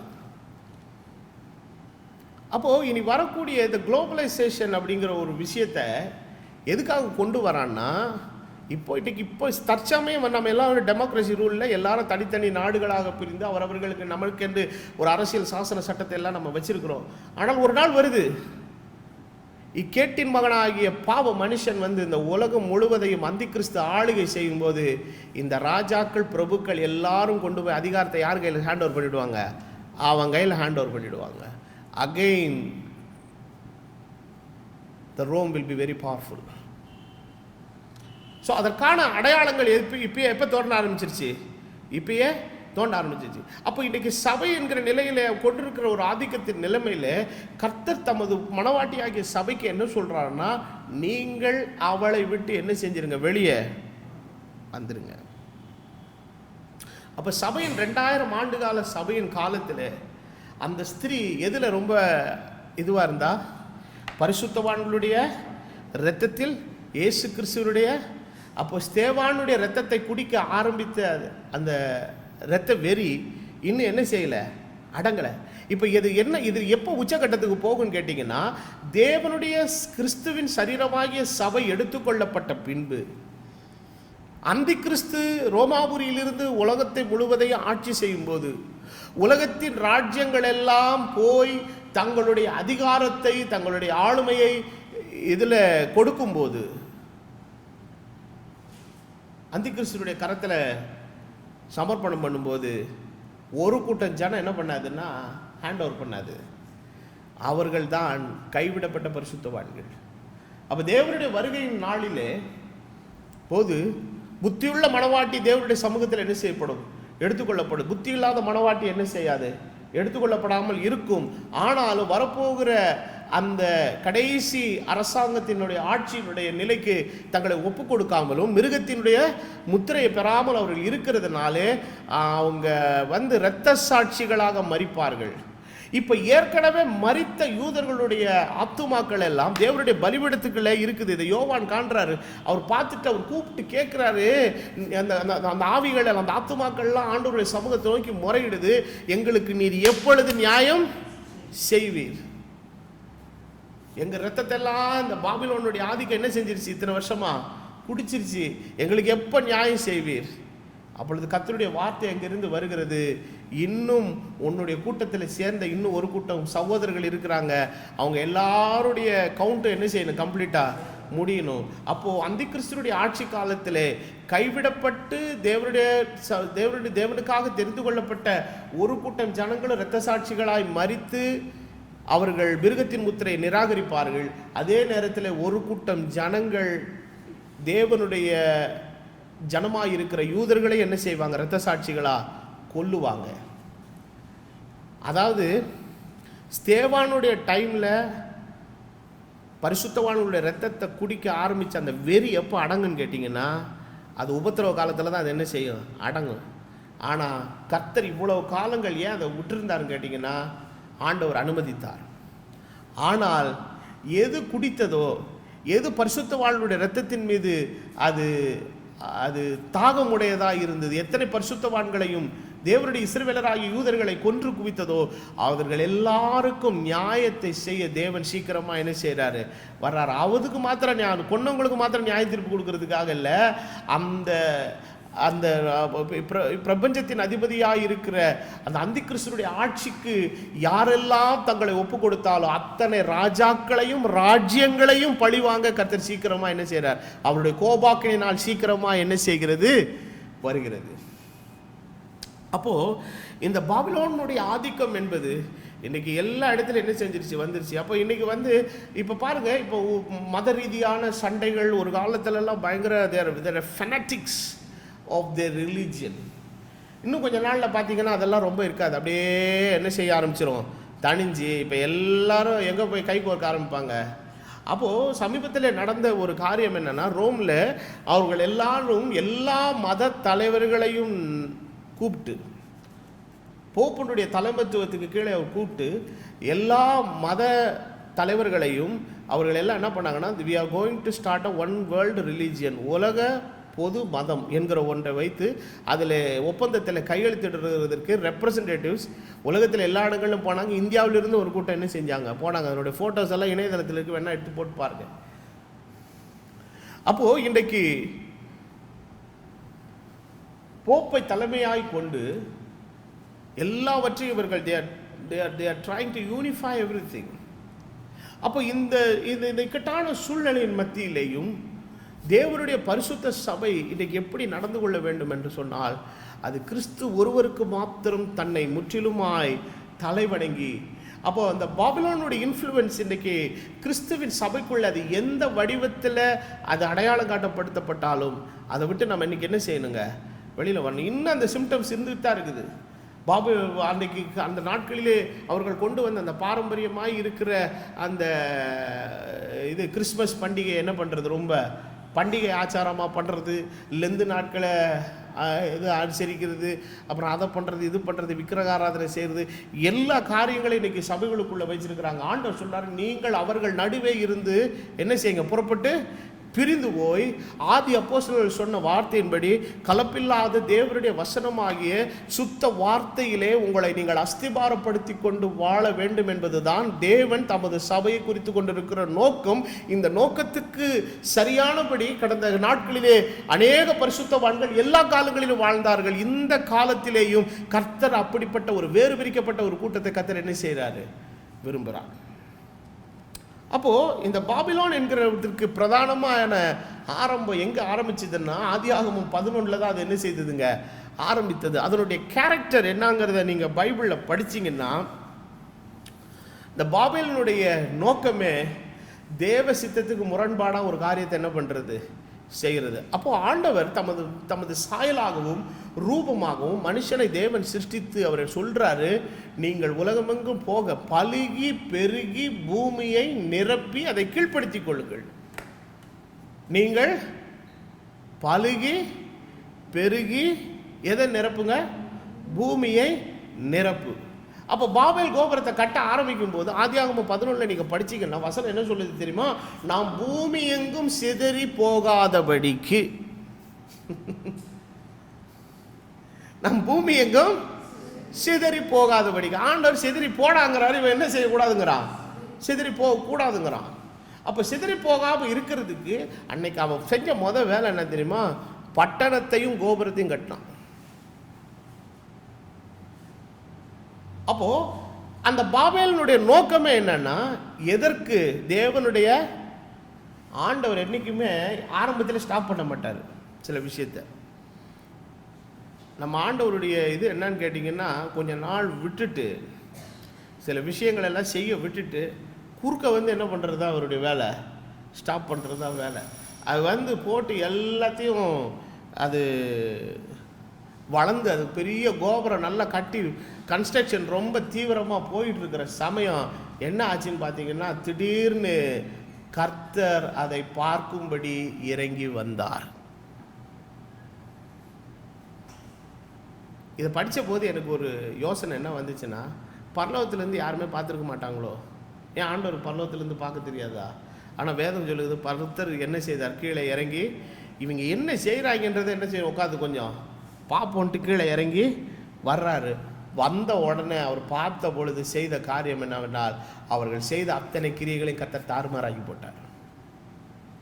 அப்போ அதே விதமாய் இன்றைக்கு தேவனுடைய சித்தத்துக்கு விரோதமாய் செயல்படுகிற அத்தனை காரியங்களையும் தேவன் சிதறடிக்க பண்ணுகிற ஒரு காலங்கள் மிகவும் சமீபத்திலே வந்து கொண்டிருக்கிறது.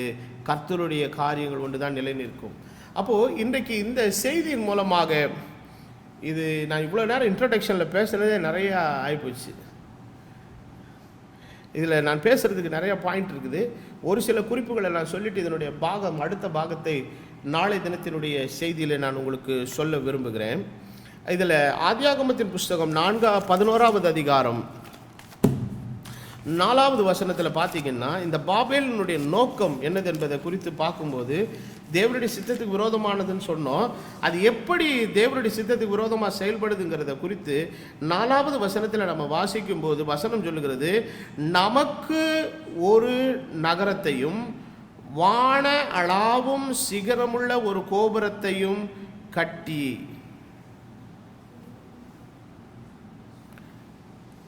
நாம் கட்டுவோம். எல்லாரும் சொல்லுங்க, நாம் கட்டுவோம். ஆனால் கர்த்தர் சபையை குறித்து என்ன தெரியுமா சொல்றாரு? நான் என் சபையை கட்டுவேன். மத்தேயு எழுதின சுவிசேஷம் 16வது அதிகாரம் 18வது வசனம் என்ன சொல்லுகிறது? நான் உனக்கு சொல்லுகிறேன், நீ பேதுருவாய் இருக்கிறாய், இந்த கல்லின் மேல் என் சபையை கட்டுவேன், பாதாளத்தினுடைய வாசல்கள் அதை என்ன செய்யறதில்லை, மேற்கொள்ளுகிறதில்லை. அப்போ கர்த்தர் ஒரு விஷயத்தை கட்டுகிறார், இவன் ஒரு விஷயத்தை என்ன செய்யறான், கட்டுறான். அப்போ இன்றைக்கு தேவன் தமது உண்மையான பரிசுத்த சபையை ஆண்டவர் கட்டி எழுப்பி கொண்டிருக்கிற அதே சமயத்தில் இன்றைக்கு பிசாசு இந்த பாபிலோனுடைய ஆதிக்கத்தின் மூலமாய் இன்றைக்கு அவன் என்ன பண்ணுறான், ஒரு ரிலீஜியன் என்ன பண்ணிகிட்டே இருக்கிறாங்க, கட்டிக்கிட்டே இருக்கிறான். அவன் பயங்கரமாக ஒரு வேகமாக என்ன செய்கிறாருங்க, கட்டிக்கிட்டே இருக்கிறாரு. அப்போ ஆண்டவர் கட்டுறது நமக்கு தேவையா, மனுஷன் கட்டுறது நமக்கு தேவையா? நான் சொல்லுவேன், மனுஷன் கட்டுகிறது எல்லாம் ஒரு நாளில ஒன்றும் இல்லாமல் போகும், கர்த்தர் கட்டுகிறது ஒன்று மாத்திரமே நிலைத்திருக்கும். அல்லேலூயா. அப்போ வேதவசனம் சொல்லுகிறது, அஸ்திபாரங்கள் நிர்மூலமாகிறது, நீதிமான் என்ன செய்வான்? அப்போ வேதத்தில் வாசிக்கிறபடி அவங்க ஆங்கிலத்தில் லெட் அஸ் பில்ட்ன்றான். ஆனால் ஆண்டவர் அப்படியே ஆப்போசிட்டாக பேசுகிறாரு, ஐ வில் பில்டுங்கிறார். அப்போ லெட் அஸ் பில்டுக்கும் ஐ வில் பில்டுங்க என்ன இருக்குதுங்க, நிறையா. அப்போ இன்றைக்கு எந்த சபையையும் எந்த ஊழியக்காரன் என்ன பண்ண முடியாது, கட்டவே முடியாது. இது கட்டுதல் என்பது கர்த்தருடைய வேலை. வேதவசனம் சொல்லுகிறது, ஒருவனை என் பிதாவானவர் இழுத்துக்கொள்ளாவிட்டால் ஒருவனும் என்னிடத்தில் என்ன செய்யான் வரான். அப்போ தேவன் ஒரு மனுஷனை தம்முடைய வசமாக இழுத்துக்கொள்ளுதல் என்பது முற்றிலுமாக ஆவியானவருடைய கிரியை. இன்றைக்கி சபைகள் எல்லாம் எப்படி பண்ணுதுன்னா, ஸ்ட்ராட்டஜி பேசிஸில் இது பண்ணுறாங்க. இந்த வருடத்தின் இறுதிக்குள்ளே நாம் 200 ஆத்துமாக்களை சம்பாதிக்க வேண்டும், அப்படியெல்லாம் நீங்கள் எல்லாம் ஸ்ட்ராட்டஜி போட்டுலாம் பண்ண முடியாது. ஆத்துமாக்களுக்காக ஜெபம் பண்ணலாம். அது நீங்கள் எப்படி 200ன்னு சொல்கிறீங்க, ஆண்டவர் 2000 கொடுக்க ஆசைப்பட்டாரு, நீங்கள் என்ன பண்ணுவீங்க?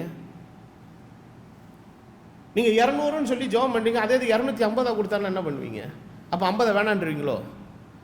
நீங்கள் கர்த்தர் ஒரு ஆத்துமாவை உள்ளே சேர்க்கறது வந்து உங்களுடைய எஃபர்ட்டே கிடையாது.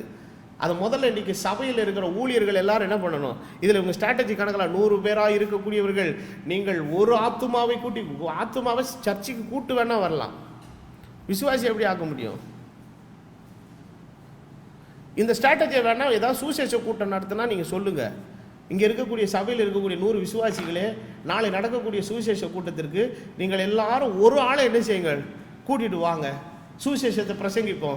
எத்தனை ஆத்துமா கர்த்தர் கொண்டு வராரோ அவர் சித்தப்படி என்ன செய்யட்டும், கொண்டு வரட்டும். இன்றைக்கு ஸ்ட்ராட்டஜிக்கல் பேசிஸில் நாம் ஆத்துமாக்களை ஆதாயப்படுத்தவே முடியாது, அப்படி பேதத்தில் கிடையவும் கிடையாதுங்க. ஆத்துமாக்களை ரட்சிக்கிறவர் கர்த்தருடைய ஆவியானவர்.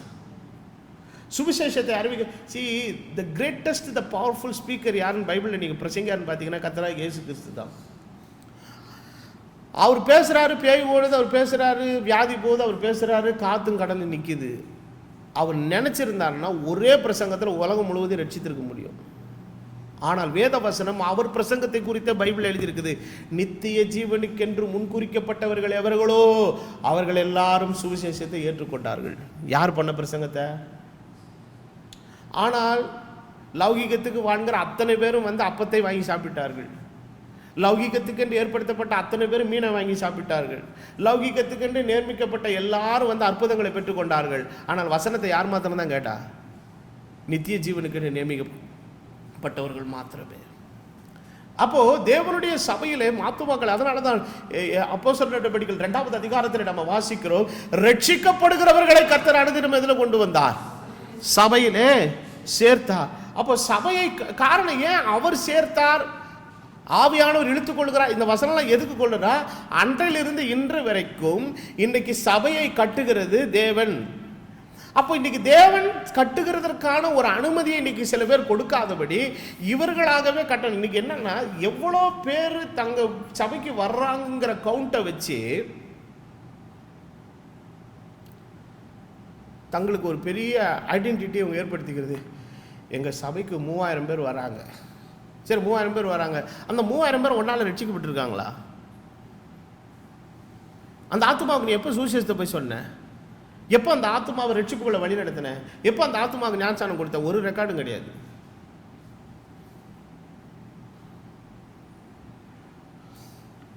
ஒரு சின்ன டவுனில் ஒரு ஹோட்டல் கடை ஒருத்தர் நடத்தினார்னா சராசரியாக ஒரு நாளைக்கு 50 பேர் 60 பேர் மிஞ்சி போனால் 100 பேர் சாப்பிடுவாங்க. இதே ஹோட்டலில் ஒரு பெரிய மெட்ரோபாலிட்டன் சிட்டியில் வச்சேன்னா எத்தனை பேர் சாப்பிடுவாங்க? 500 பேர், குறைஞ்சது ஒரு 1000 பேர் சாப்பிடுவாங்க ஒரு நாளைக்கு. ஏன்னா அங்கே பாப்புலேஷன் ஜாஸ்தி. என்ன மாதிரி ஆளுலாம் இந்த மாதிரி ஒரு சின்ன கிராமத்தில் டவுன்லலாம் சபை வச்சான்னா இப்படி தான் வருவாங்க ஆட்கள். இதே இது நான் போய் அங்கே கொட்டா போட்டு அங்கே ஒரு கல்யாண மண்டபத்தையும் எதையோ வச்சேன்னா எனக்கு கூட தான் 500 பேர் 600 பேர் வருவாங்க. அதுக்காக நான் பெரிய மெகா பாஸ்டர்னு சொல்ல முடியுமா? இதெல்லாம் வேலைக்கு ஆகாது. எனக்கு தெரிஞ்ச என்னுடைய அண்மையான நல்ல நண்பர்கள் உறவினர்கள் எல்லாரும் கேட்பாங்க, யாரோ என்னமோ பண்ணுறாங்க, நீ ஏயா திருக்கல்குன்றத்திலே உட்காந்துருக்க, வாயா மெட்ராஸுக்கு வந்து ஏதாவது ஒரு இடத்த பாரியா, ஒரு சர்ச்சை கிச்சை ஆரம்பியா, நாங்கள் எல்லோரும் வரோன்னுவாங்க. நீங்கள் வர்றேன்னு சொல்கிறதுக்காகலாம் நான் சர்ச்சை ஆரம்பிக்க முடியாது. கர்த்தரை நான் அனுப்பிச்சா சொன்னால் மாத்திரம் தான் நான் செய்ய முடியும். நான் நிச்சயமாக இன்றைக்கி போய் மெட்ராஸில் ஏதோ ஒரு சபைக்கு போய் ஒரு ஆராதனை ஏதோ ஒரு இடத்த வாடகை கிடைத்தனா எனக்கெல்லாம் சாலிடாக 100 பேர் 150 பேர் ஈஸியாக வரும். பட் இது வந்து சரி கிடையாது. இது கர்த்தருடைய அனுப்புதலும் தெரிந்து கொள்ளுதலும் அவருடைய நோக்கமும் அங்கே சரியாக இருக்கணும். அப்போது பாபேலினுடைய நோக்கம் என்னன்னா, நாங்கள் கட்டுவோம். ஆனால் கர்த்தருடைய நோக்கம் என்ன? நான் என்ன செய்வேன்? கட்டுவேன். காரணம் என்னன்னா, நீ தேவ சித்தத்தின்படி ஊழியம் செய்கிறவன் அல்ல. நீ வந்து உனக்கென்று ஒரு சாம்ராஜ்யத்தை கட்டுறதுக்கு நீ முயற்சி பண்ணிட்டு இருக்கிற. You are building your own kingdom.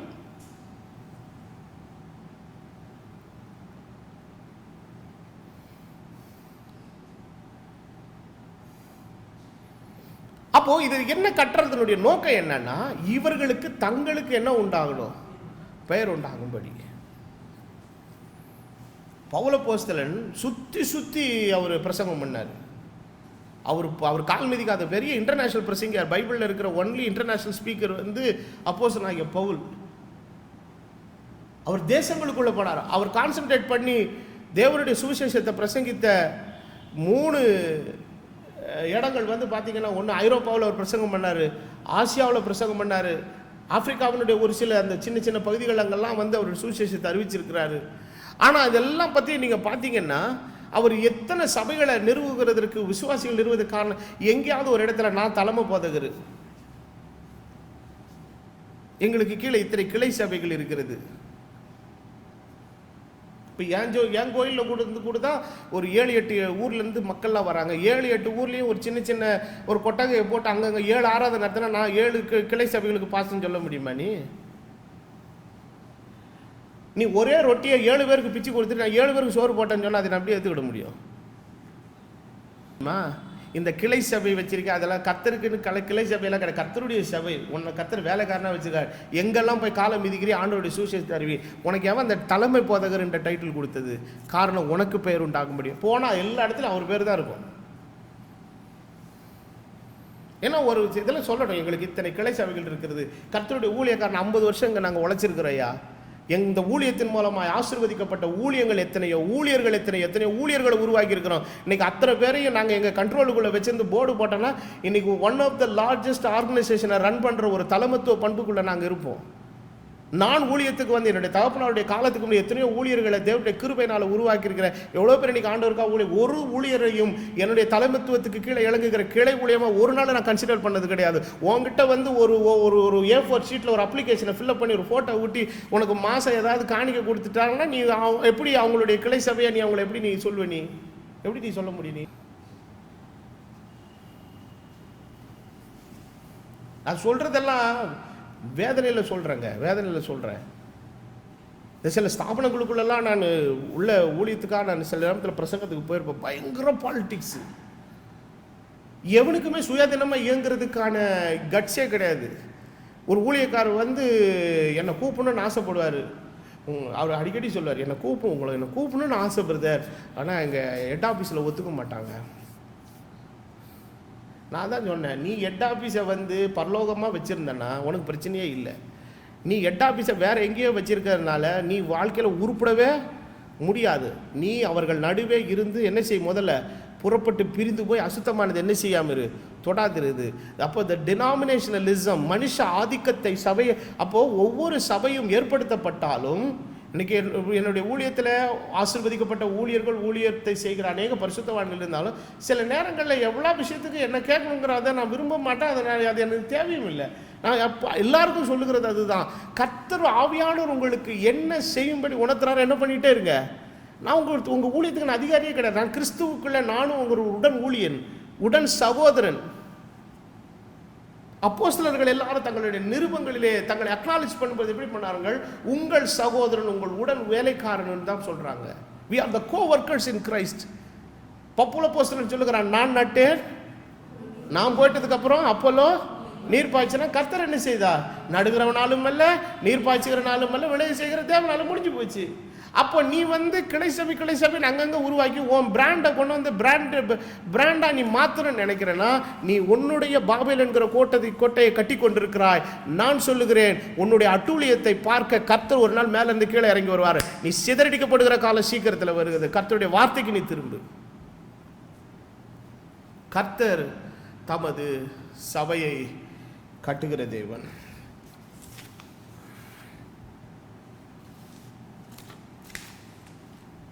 இன்னும் ஒரு பாயிண்டை நான் சொல்லிட்டு முடிச்சிடுறேன். ஆண்டவருடைய வசனத்தை நாம் ஆதியாகமம் 11 வாசிக்கும் போது அந்த இடத்துல சொல்லுகிறார்கள், 4வது வசனத்தை, அவர் நாம் பூமி எங்கும் சிதறி போகாதபடிக்கு நமக்கு ஒரு நகரத்தையும் வானளாவும் சிகரமுள்ள ஒரு கோபுரத்தையும் கட்டி நமக்கு பேர் உண்டாக. பாபிலோனுடைய ஸ்பிரிட் அடுத்து எப்படி வேலை செய்து, நாம் கட்டுவோம், முதல்ல செய்கிற வேலை. ரெண்டாவது அந்த ஆவி செய்கிற ரெண்டாவது வேலை என்ன, நமக்கு பேர் உண்டாக வேண்டும். This is the nature of the Babylon. அது நாம கட்டணும்.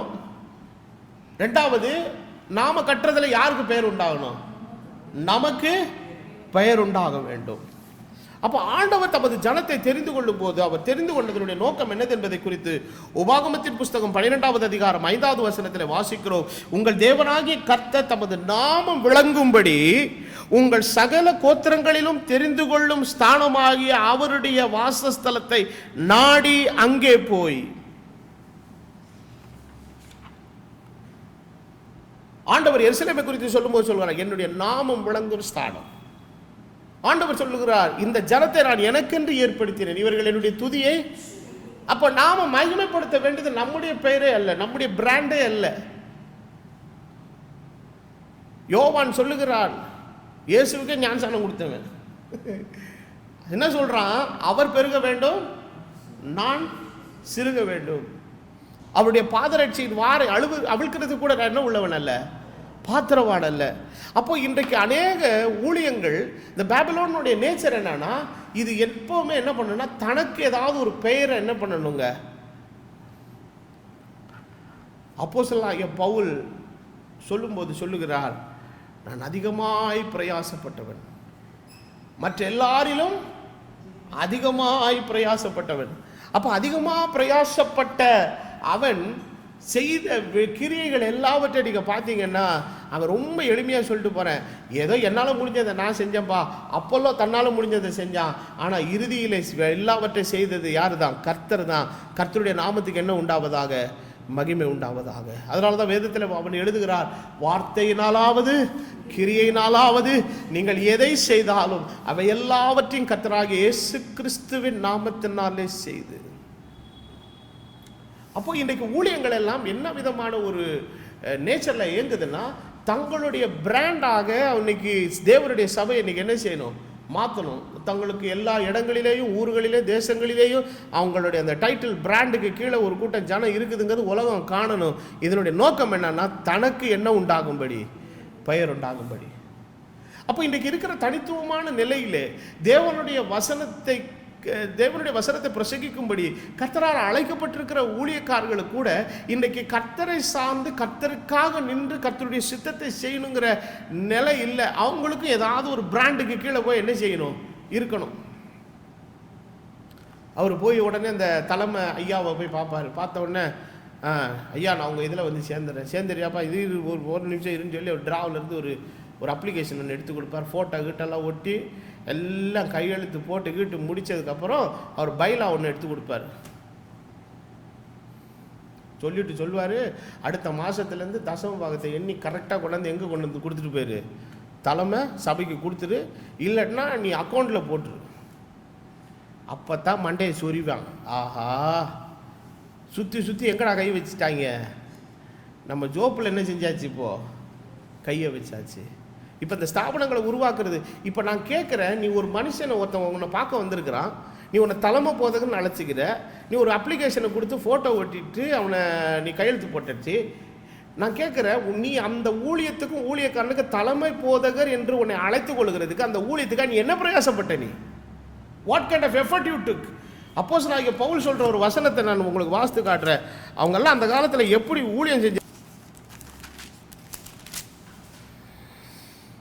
2 கொரிந்தியர் 10வது அதிகாரம் 13வது வசனத்தில் என்ன சொல்றார்? நாங்கள் அளவுக்கு மிஞ்சி மேன்மை பாராட்டாமல் உங்களிடம் வரைக்கும் வந்தெட்டத்தக்கதாக தேவன் எங்களுக்கு அளந்து பகிர்ந்த அளவு பிரமாணத்தின்படி என்ன செய்கிறோம்? மேன்மை பாராட்டு. உங்களிடத்தில் வந்தெட்டாதவர்களாய் நாங்கள் அளவுக்கு மிஞ்சி போகிறதில்லை. நாங்கள் கிறிஸ்துவினுடைய சுவிசேஷத்தை பிரசங்கித்து உங்களிடம் வரைக்கும் வந்தோமே, எங்கள் அளவை கடந்து மற்றவருடைய வேலைக்கு உட்பட்டு என்ன செய்ய மாட்டோம். இவர் அப்ளிகேஷனை ஃபில்அப் பண்ணி ஃபோட்டோ ஒட்டி கையெழுத்து போட்ட உடனே இந்த தலைமை போது ஊரெல்லாம் டம்மர் அடிச்சுக்கிடுவார். எங்களுக்கு நேற்று வரை 50 சபைகள் இருந்தது, இன்றைக்கு 52 சபைகளாக மாறி இருந்தது. அந்த எக்ஸ்ட்ராவாக 2 சபை சொன்னேன், அந்த 2 சபைக்காக நீ என்ன பண்ணியிருக்க? அந்த ஊரில் கால் மீச்சிருக்கியா? அந்த ஊரில் ஒரு நாளாவது சுவிசேஷத்தை அறிவிச்சிருக்கிறியா? எவனோ ஒருத்தன் பாவம் கஷ்டப்பட்டவன் வந்து கொடுமை தாங்காமல் உங்ககிட்ட ஒரு அப்ளிகேஷனை சொல்லிட்டான், நீ இது மாதிரி என்ன பண்ணுற? எங்கேயோ ஒன்றும் இல்லாமல் இருக்கிற ஆளுங்களை எல்லாம் அப்ளிகேஷன் போட்டு சேர்த்து உன் கம்பெனிக்குள்ளே உன் பிராண்டுக்குள்ளே கொண்டு வந்துட்டு, நாங்கள் பெரிய சபை, உலகத்தில் பெரிய ஒரு ஸ்தாபனமாக இருக்கிற, எங்களுக்கு கீழே இத்தனை கிளை சபைகளை, இந்த கிளை சபைகளுக்கு என்னையா நீ எஃபர்ட் எடுத்த? என்ன எஃபர்ட் எடுத்த நீ? உன் நோக்கம் என்ன தெரியுமா? அவன் கோயிலில் வர்ற தசம பாகத்தில் காணிக்கல உனக்கு ஒரு ஷேர் என்ன செய்யும், கிடைக்கும். அதை வச்சுக்கிட்டு நீ உன்னை வளர்த்துக்கலாம் நீ நினச்சிக்கிட்டு இருக்கிற. இந்த அநியாயத்துக்கு அக்கிரமத்துக்கு பதிலளிக்க கர்த்தர் சீக்கிரமாக வர்றார் ஒரு நாளில். ஏதோ அறியாமல் உள்ள காலங்களில் ஒரு காலங்களில் ஊழியங்கள்லாம் அப்படி இருந்தது ஐயா. இன்றைக்கு அப்படி அல்ல. இன்றைக்கு கர்த்தருடைய சேவையை ஜனங்கள் இன்னைக்கு வியாபாரமாக்கி கொண்டிருக்கிறார்கள். பவுல் சொல்லுகிறான், என் அளவை கடந்து, I never cross my limits. நான் இந்த ஊழியத்தின் மூலமாய் எத்தனையோ ஊழியர்களுக்கு உருவாக்கி இருக்கிறோம், எவ்வளோ ஊழியர்களுக்கு சத்தியத்தை போதிச்சு அவர்களை கர்த்தருக்குள்ளே சரியாக வழி நடத்திருக்கிறோம், எத்தனையோ ஊழியர்களுக்கு கர்த்தருக்குள்ளே ஹெல்ப் பண்ணியிருக்கிறோம், பொருளாதார நிலையில் ஹெல்ப் பண்ணியிருக்கிறோம். ஆனால் என்ன தான் நாங்கள் ஹெல்ப் பண்ணாலும் I cannot become a boss. இன்னைக்கு கர்த்தருடைய ஊழியக்காரங்கிற நிலைமையில் என்னை கூப்பிடுறாங்களா, என்ன ஒரு பிரசங்கத்துக்குள்ள நான் வந்து ஒரு பெரிய தலைமை போதகன்னு சொல்லிக்கிறதா?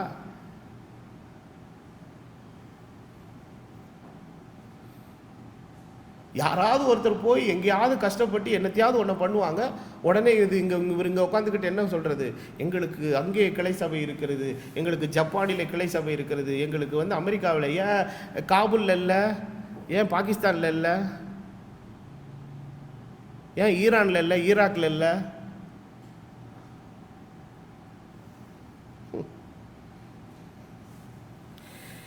தெய்வமே தெய்வமே, நீ சீக்கிரம் பதிலளிக்க வாரும். எங்கள் அளவை கடந்து மற்றவருடைய வேலைக்கு உட்பட்டு நாங்கள் என்ன செய்ய மாட்டோம் ஐயா, மேன்மை பாராட்ட மாட்டோம். ஆகில் அடுத்த 16வது வசனம் ரொம்ப முக்கியமானது. ஆகிலும் உங்கள் விசுவாசம் விருத்தியாகும் போது மற்றவருடைய எல்லைக்குள்ளே செய்யப்பட்டவைகளை, ஹலோ, மற்றவர்களுடைய எல்லைக்குள்ளே செய்யப்பட்டவைகளை நாங்கள் செய்ததாக. ஐயோ, இன்னைக்கு நிறைய அந்த தலைமை ஸ்தாபன சபைகள்லாம் என்ன பண்ண தெரியுமா, இந்த பாவம் இந்த சின்ன சின்ன ஊழியக்காரங்க வேறு வழி இல்லாமல் போய் தங்களை காவு கொடுத்துட்டாங்க இந்த ஆட்கள் கிட்ட. இவன் என்ன பண்ண வேண்டியது, அவனை ஃபுல்லாக ஃபோட்டோ எடுக்க வேண்டியது, வீடியோ எடுக்க வேண்டியது. எல்லாத்தையும் வெளிநாட்டுக்கு அனுப்பி நல்ல கொள்ளையாக என்ன செய்ய வேண்டியது பணத்தை. நாங்கள் எங்களுக்கு கீழே 52 சபைகளை நாங்கள் வைத்திருக்கிறோம், 100 சபைகளை வைத்திருக்கிறோம். நான் கேட்ட 100 சபைக்கு நீ என்ன செஞ்சிருக்க? இன்னைக்கு கிறிஸ்தவ ஊழியங்களில் பார்த்தீங்கன்னா என்ன அழகாக வீடியோலாம் எடுக்கிறாங்க, பிரசங்கத்தை எடுத்து போடுங்கடானா அதை செய்ய மாட்டேங்க.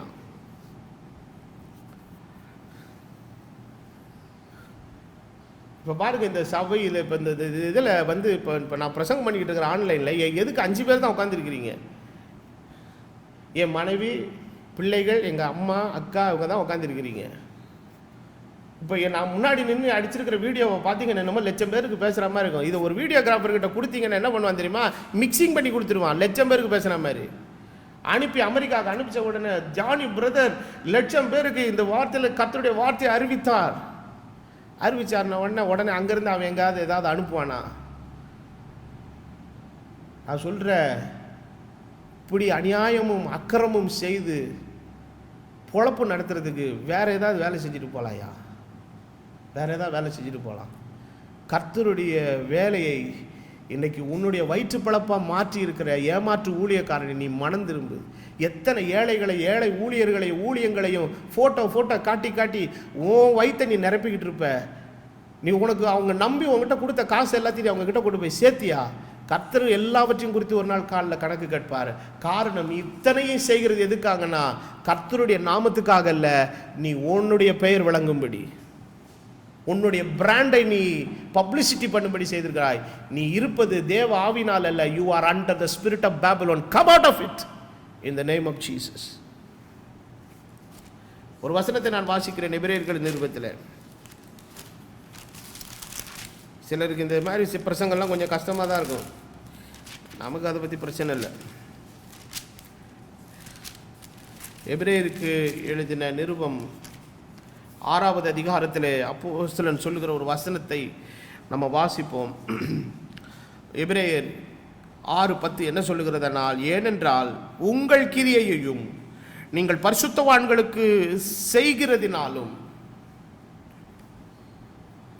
செய்து வருகிறதினாலும் தமது நாமத்திற்காக காண்பித்த அன்புள்ள பிரயாசத்தை மறந்து போகிறதற்கு தேவன் என்ன உள்ளவர் அல்ல.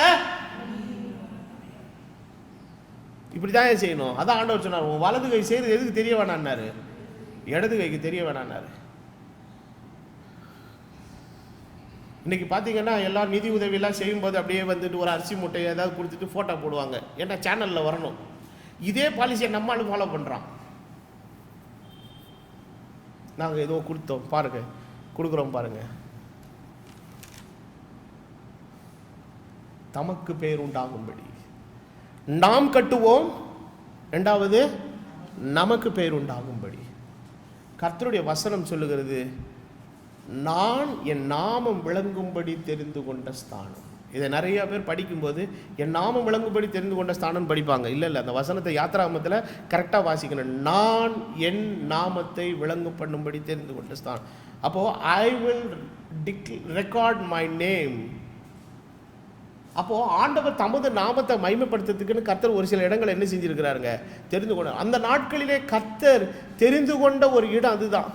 அப்போ இப்படிப்பட்ட வசனங்களை எல்லாம் அன்றைக்கு எரேமியா சொல்லி ஜனங்களினுடைய சிறையிருப்புக்குள்ள இருந்து வெளியே வருகிறதுக்கான வார்த்தைகளை கொடுக்கும்போது சொல்லுகிறான் ஒரு வார்த்தை, எருசலேம் எப்பொழுது உன் ஞாபகத்தில் என்ன செய்ய கடவுது, இருக்க கடவுது.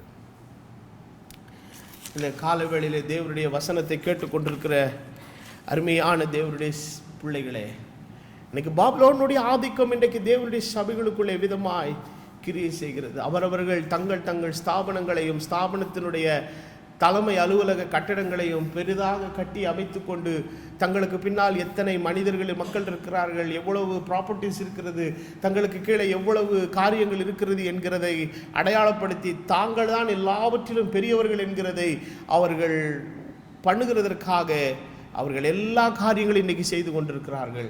இது பாபேல் கோபுரத்தை கட்டின அதே ஆவி இன்றைக்கு பாபிலோனுடைய இன்ஃப்ளூயன்ஸ் ஆனது இன்றைக்கு சபைகளுக்குள்ளும் இன்றைக்கு கிரியை செய்து கொண்டிருக்கிறது.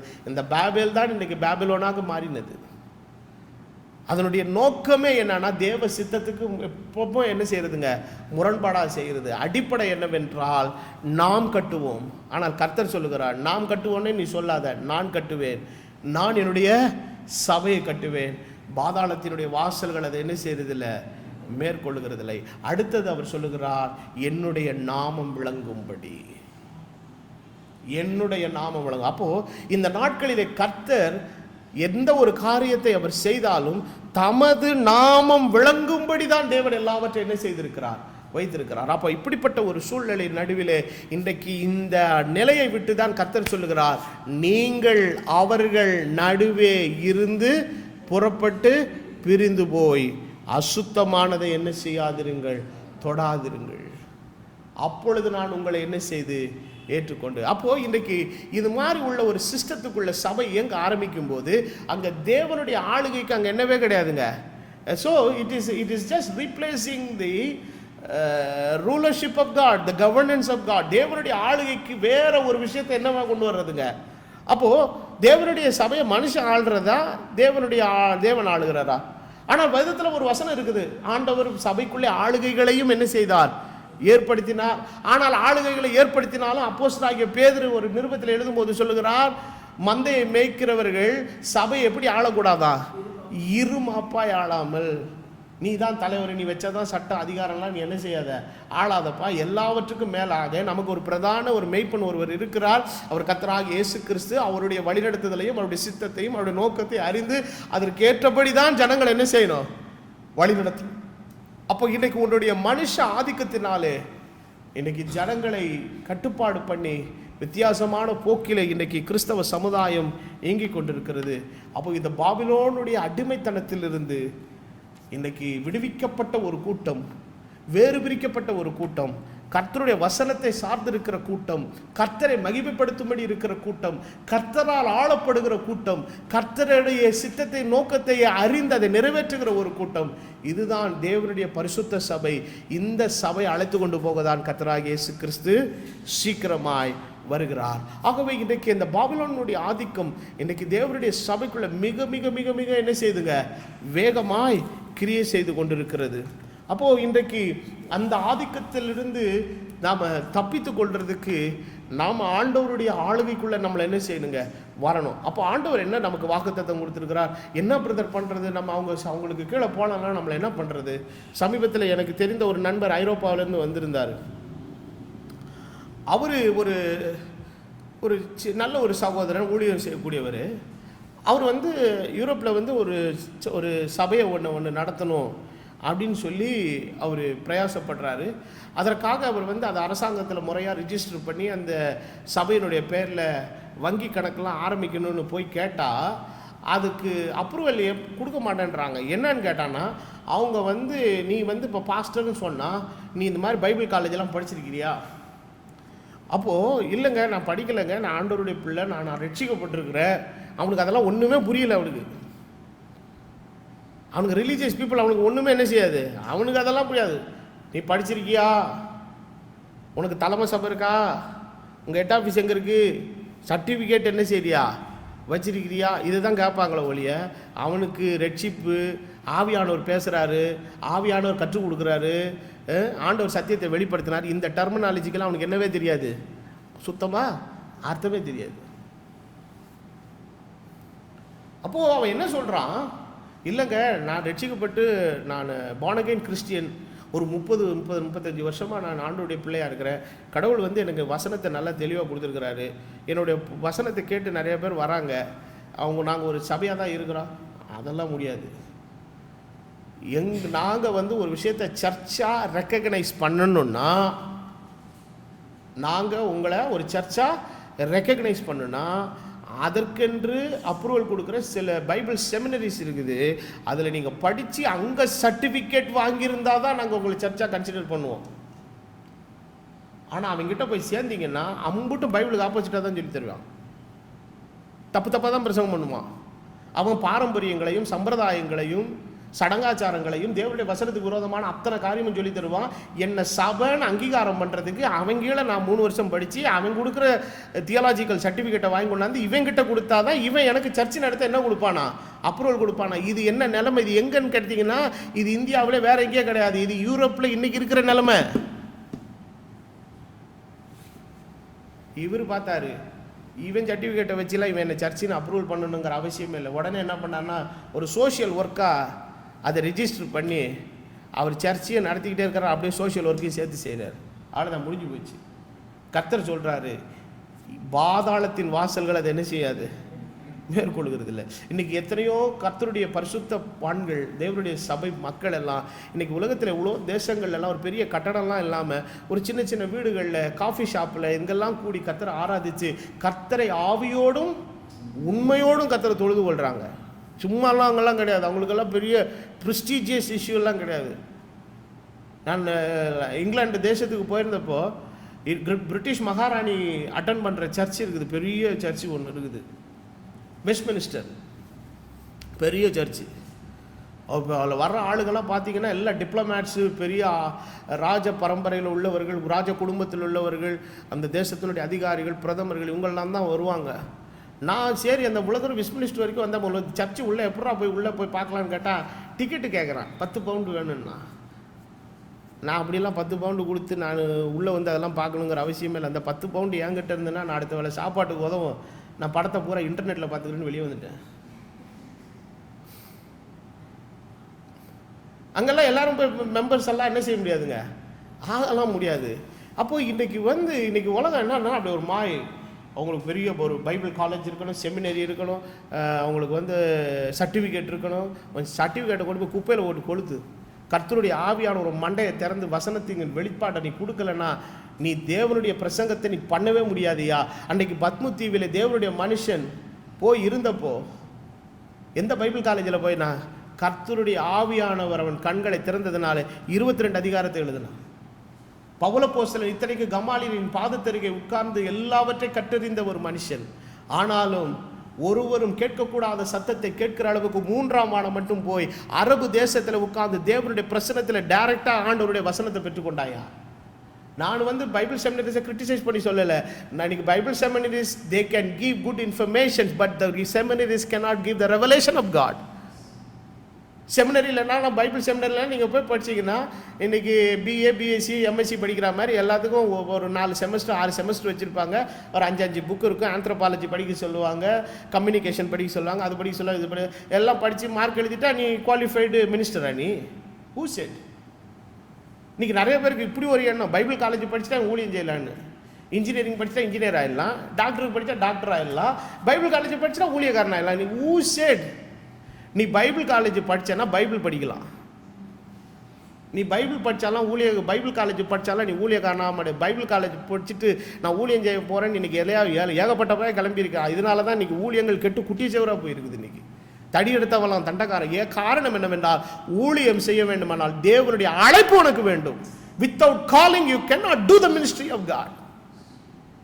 நீ பைபிள் செமினரியில் 3 வருஷம் படிச்சியா, நல்லது. வேதத்தினுடைய விஷயம் கற்றுக்கியா, நல்லா இன்னும் வேதத்தை வாசி, நிறைய பேருக்கு ஆண்டவருடைய வசனத்தை பிரசங்கம் பண்ணு. பட் ஆண்டவருடைய சபையெல்லாம் நீ நடத்த முடியாது ராஜா. ஆண்டவருடைய பிரத்யட்சமான அழைப்பும் அனுப்புதலும் உனக்கு இல்லைன்னா you cannot stand in the ministry. இப்போ இன்றைக்கி எப்படி ஆகிப்போச்சுன்னா ஊழியங்கள் செய்கிறது என்பது எம்ப்ளாய்மெண்ட் ஆகி மாதிரி ஆகிப்போச்சு. ஒரு ஸ்தாபனத்தில் போய் சேரணும், அவங்க பைபிள் காலேஜில் 3 வருஷம் படிக்கணும், அவங்களுக்கு இடத்த செலக்ட் பண்ணி அனுப்புவாங்க. அவங்க செலக்ட் பண்ணி அனுப்புறது மாத்திரமில்ல, மாதம் 5000 ரூபா என்ன செய்வாங்க, ஸ்டைஃபண்ட் கொடுப்பாங்க, பெட்ரோல் அலவன்ஸ் கொடுப்பாங்க, பேர்கால உதவி கிடைக்கும், எல்லாமே கொடுப்பாங்க.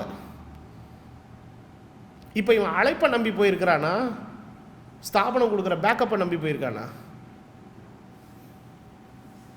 அந்த மாதிரி ஆளுங்க கிட்ட போய் பேசி பாருங்களேன். என்ன தெரியும், பிரதர் நல்ல நல்ல இடம்லாம் இருக்குது பிரதர், என்ன ஒரு லொக்கையான இடத்துல கொண்டு வந்து போட்டாங்க பிரதர். என்னது? நான் கேட்குறேன், உன்னை போட்டாங்களா கர்த்தர் அனுப்புனாரா? எங்கள் அப்பா 1969 இந்த ஊருக்கு வரும்போது உலகத்திலே ஒரு லொக்கையான ஊர் இதுதான். ஆனால் ஒரு நாள் கூட எங்கள் அப்பா வாயை தெரிஞ்ச உங்களை லொக்கையான ஊரில் கொண்டு வந்து போட்டாங்கன்னு சொல்லலை, கர்த்தர் அனுப்புனாருன்னு சொன்னாங்க. They were all sent by God, not they were appointed by any other person.